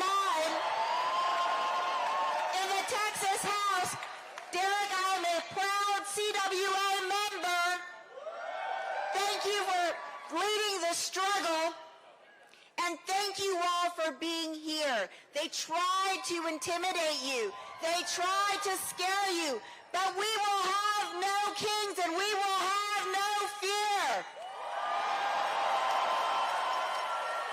They want you to think that they're all powerful, but they only have the power that we give them. You coming here shows your courage, and the thing about courage is that it is contagious, and you should see this crowd from here. This is amazing. There is a lot of talk about Trump, rightfully so.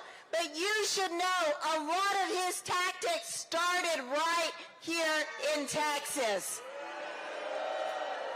Project 2025 was written by a Texan who went to Washington to work for the Heritage Foundation and export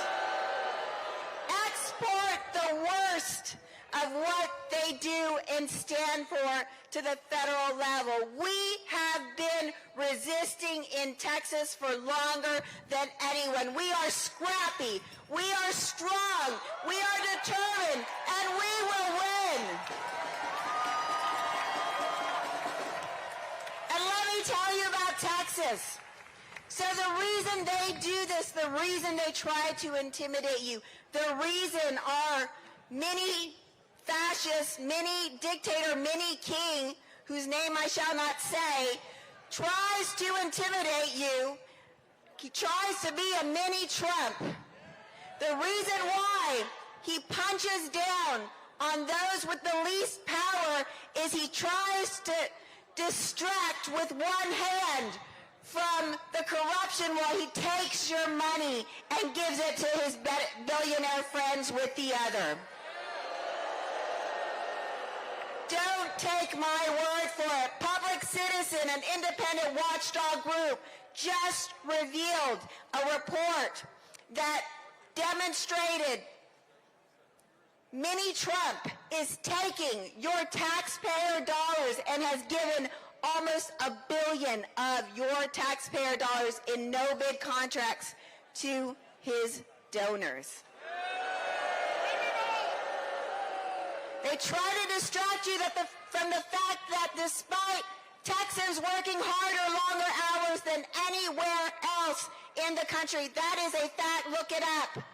We have more people making under $15 an hour. We have twice the uninsured rate. They try to distract you from the record. That is the record. But we will fight back. We can do the hard things, and we've never been afraid of the fight. So thank you for being here. Thank you for your courage. We will have no kings in Texas. Thank you.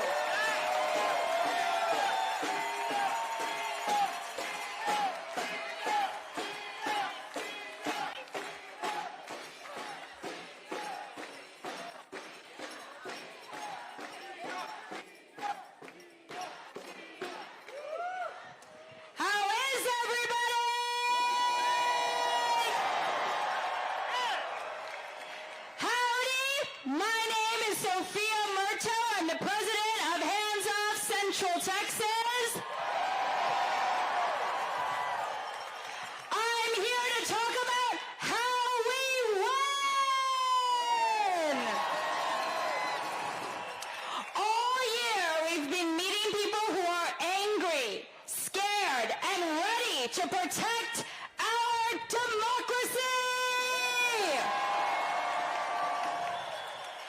It's not enough to donate. It's not enough to vote. It's definitely not enough to bitch on the internet about everything that's happening around us. It will be enough to work together here in Texas and across the country to take back our democracy.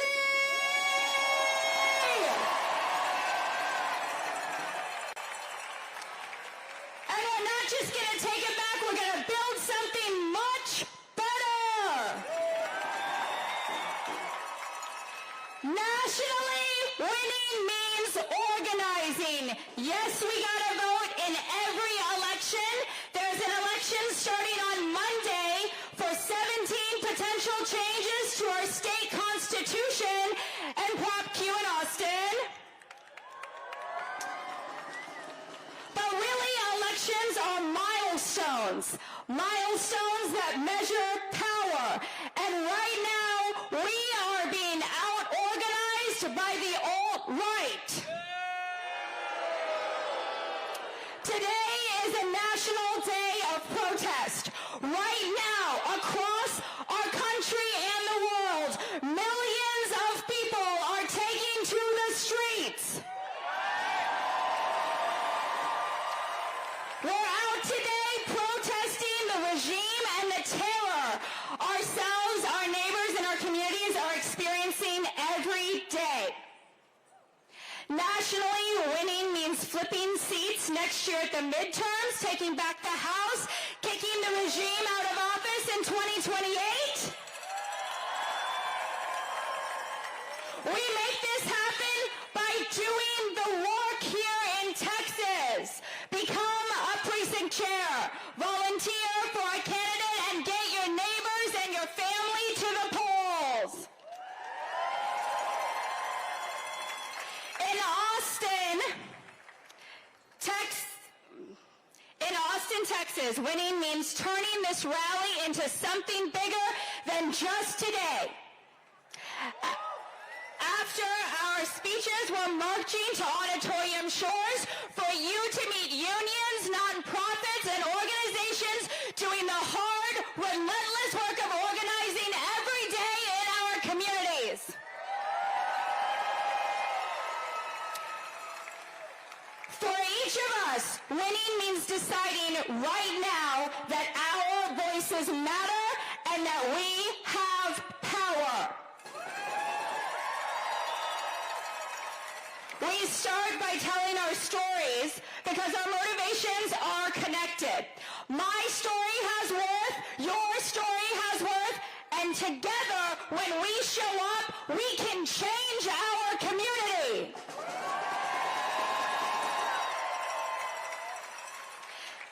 Ongoing, relentless work.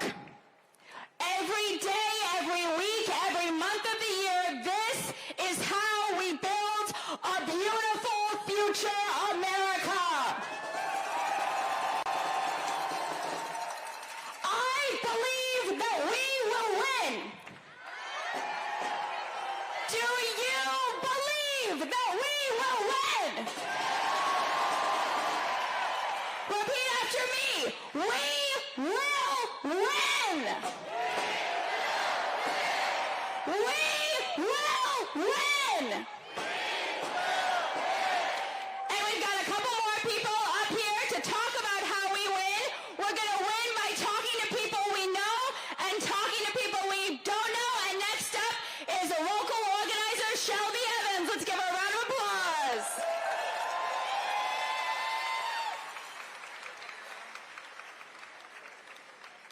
Hey, y'all. The only monarch I'm embracing today is a butterfly. Across the world and in many cultures, butterflies represent transformation, resilience, and hope. I think I see a lot of beautiful butterflies out there today. Raise your hand if you know someone who wouldn't normally come to an event like this, but would if you asked them. Wow. That's how we win. Movements don't start by accident. They start by inviting people you know, pollinating your community, and life springs forth. So I know things feel really hard and heavy right now, and they are, but we've been here before. The civil rights movement, women's movement, queer liberation, disability justice. None of these began because people were just ready. They began because people stood with community and fought together. I recently had the honor of meeting organizers who came up in the 1980s during the HIV and AIDS crisis. This was at a time when people were dying every day and there were no treatments and no powerful allies. In the face of grief and hopelessness, these people got together to form ACT UP. Every person that was in that movement, from the people that organized protests, die-ins, the caretakers, the sewers that patched the AIDS quilt, were all essential. They demanded change and won. Look, I didn't always see myself stepping in. Even though I've worked in government, nonprofits for years, I struggled to show up loudly. So I started just coming to events like this and chanting, dropping a card, and then I started inviting folks I knew, and next thing I know, I'm leading protests. Well, I didn't always think of myself, medic? You got medic? Where? Keep my pointing. Point. Can we get a medic to the center? Just say that out loud. Medic to the center. Medic to the center, that way. We got someone coming, y'all. Let's give it up for the medics. That's what I'm talking about, community coming together when it's hard. So I didn't think of myself as an organizer. That right there, that's organizing. That's us speaking up for each other. That's right, we help our people. So think of your people. Think of someone that might be good for this movement.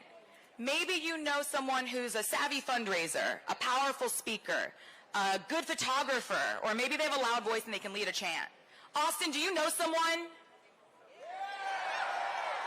All right, if you know someone, on the count of 3, I want you to say, I know someone. 1, 2, 3.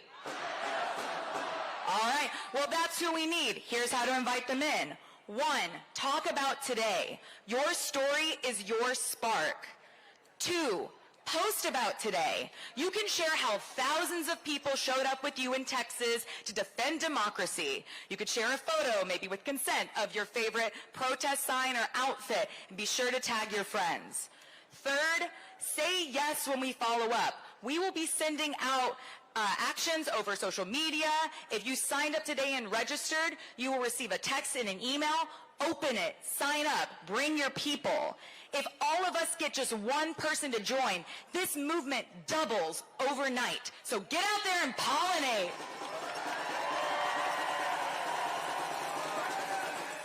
It's been said before, it bears repeating. No one is coming to save us. We are going to save us. This is how we win. Respect your own power and use it. All right. It gives me great joy to bring up Nick Molberg, who's going to talk about the power of speaking to people that you don't know, and then we will prepare for our march and our festival at Auditorium Shores. Thank y'all. How are you, everybody? My name is Nick Molberg. I'm a 5th-generation Texan, a lifelong Austinite, and a proud defender of democracy. I am a steadfast opponent of kings, of tyrants, and fascists. Fighting fascism is thirsty work. It is still hot. Please drink your water. We just heard about the incredible power of talking to people that you already know. Your friends, your family, your coworkers. That is the backbone of our city, the backbone of our communities. That is how movements begin. But let me tell you something. In order to win, we are going to have to build a different kind of country. We're going to have to build the kind of country that we all deserve. And in order to do that, we're going to have to do something even harder. We're going to have to start talking to people that we don't know. I'm an introvert. I'm standing up here in front of all of y'all. It's hard. I get it. You can do it too. We have got to reach out to people that we've never met. We've got to reach out to people that we don't agree with or who don't agree with us yet. That's right. That's right. You need to reach out to your coworker on your next shift, to the student that you see marching across campus, to every person who has been told by the bigots in this building that they don't belong in Texas.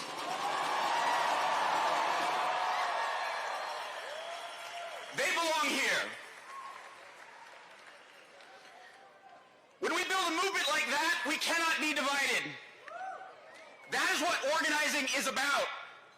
It is not just about elections. It is not just about defeating one man. It is about building a movement. It is about people, millions of us across this nation, saying enough is enough.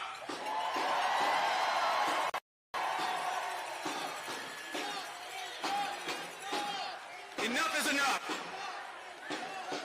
And when we talk to people that we don't know, we discover something very powerful. You are not alone. You will find your allies, you will make new friends, and you will strengthen your community. In fact, there are organizations right here in Austin that have been doing this work for decades, if not longer. We're about to march to connect with these powerful fighters and give each and every one of you an opportunity to join them. When we reach Auditorium Shores, you're going to see something extraordinary. You're going to see some amazing speakers down on the stage there. You're going to hear some wonderful live music, but most importantly, you're going to find what we call the organizing village. 50-plus organizations who have been tirelessly fighting for all of us for years, and we are all going to join them. They will be there to help sign you up as a volunteer, to take donations, to get you plugged into the next action. They are there to welcome you. Every single person here can make a massive difference. We can change this entire state. When you are looking through the villages, look for labor celebrating the working class that built this country. Students, for those who are shaping the future leaders of this state and of this nation. Stonewall, for those fighting bigotry against queer Texans and all our families. And for immigrants who built this country and came here looking for a better life.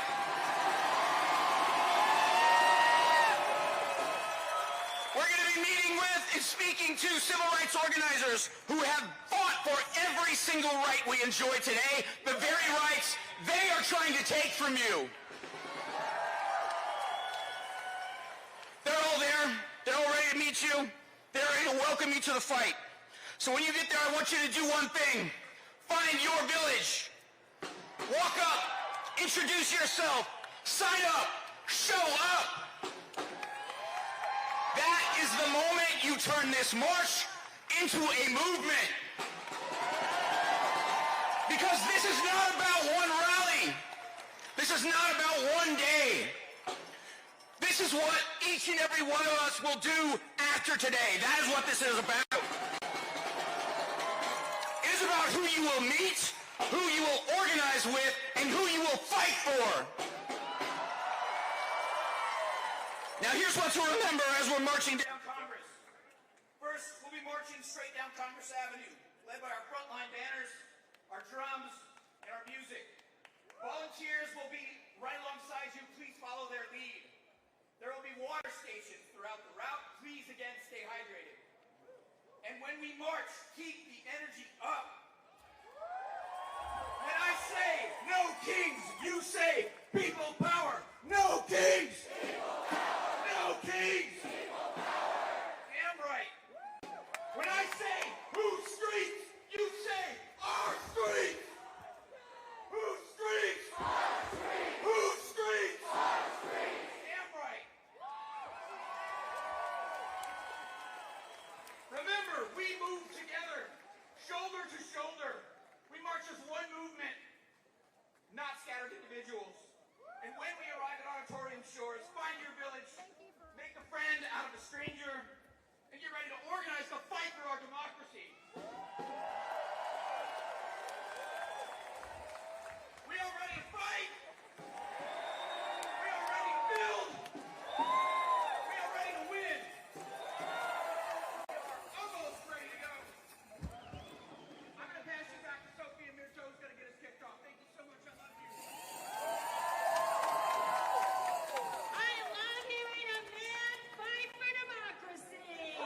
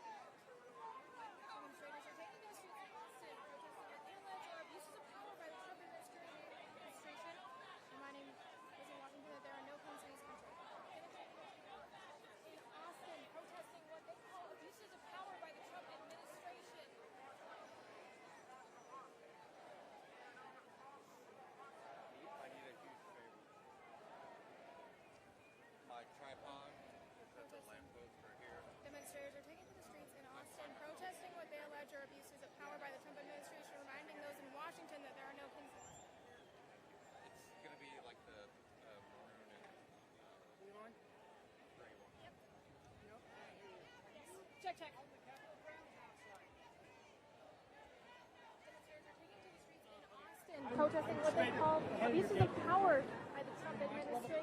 Check. Abuses of power by the Trump administration and reminding those in Washington that there are no kings. Reminding those in Washington that there are no kings in this country.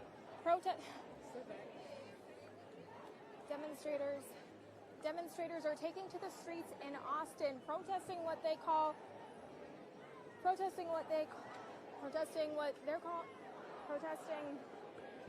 alleging are abuses of power by the Trump administration and reminding Washington that there are no kings in this country.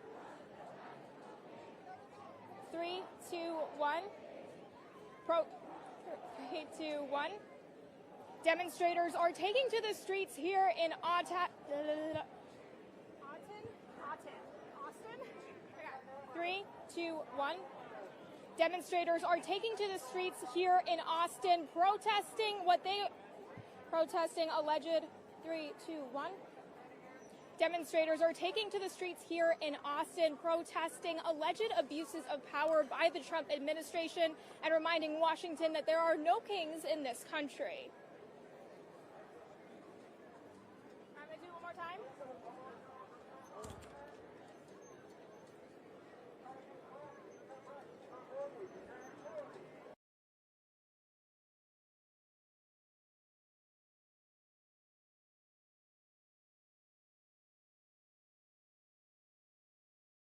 Message to the people that are in charge of our government currently that it is not okay them stripping our rights and destroying America as we know it. And seeing all these people out here, how empowered do you feel seeing this many people come together for the same cause? I am energized. I am so happy and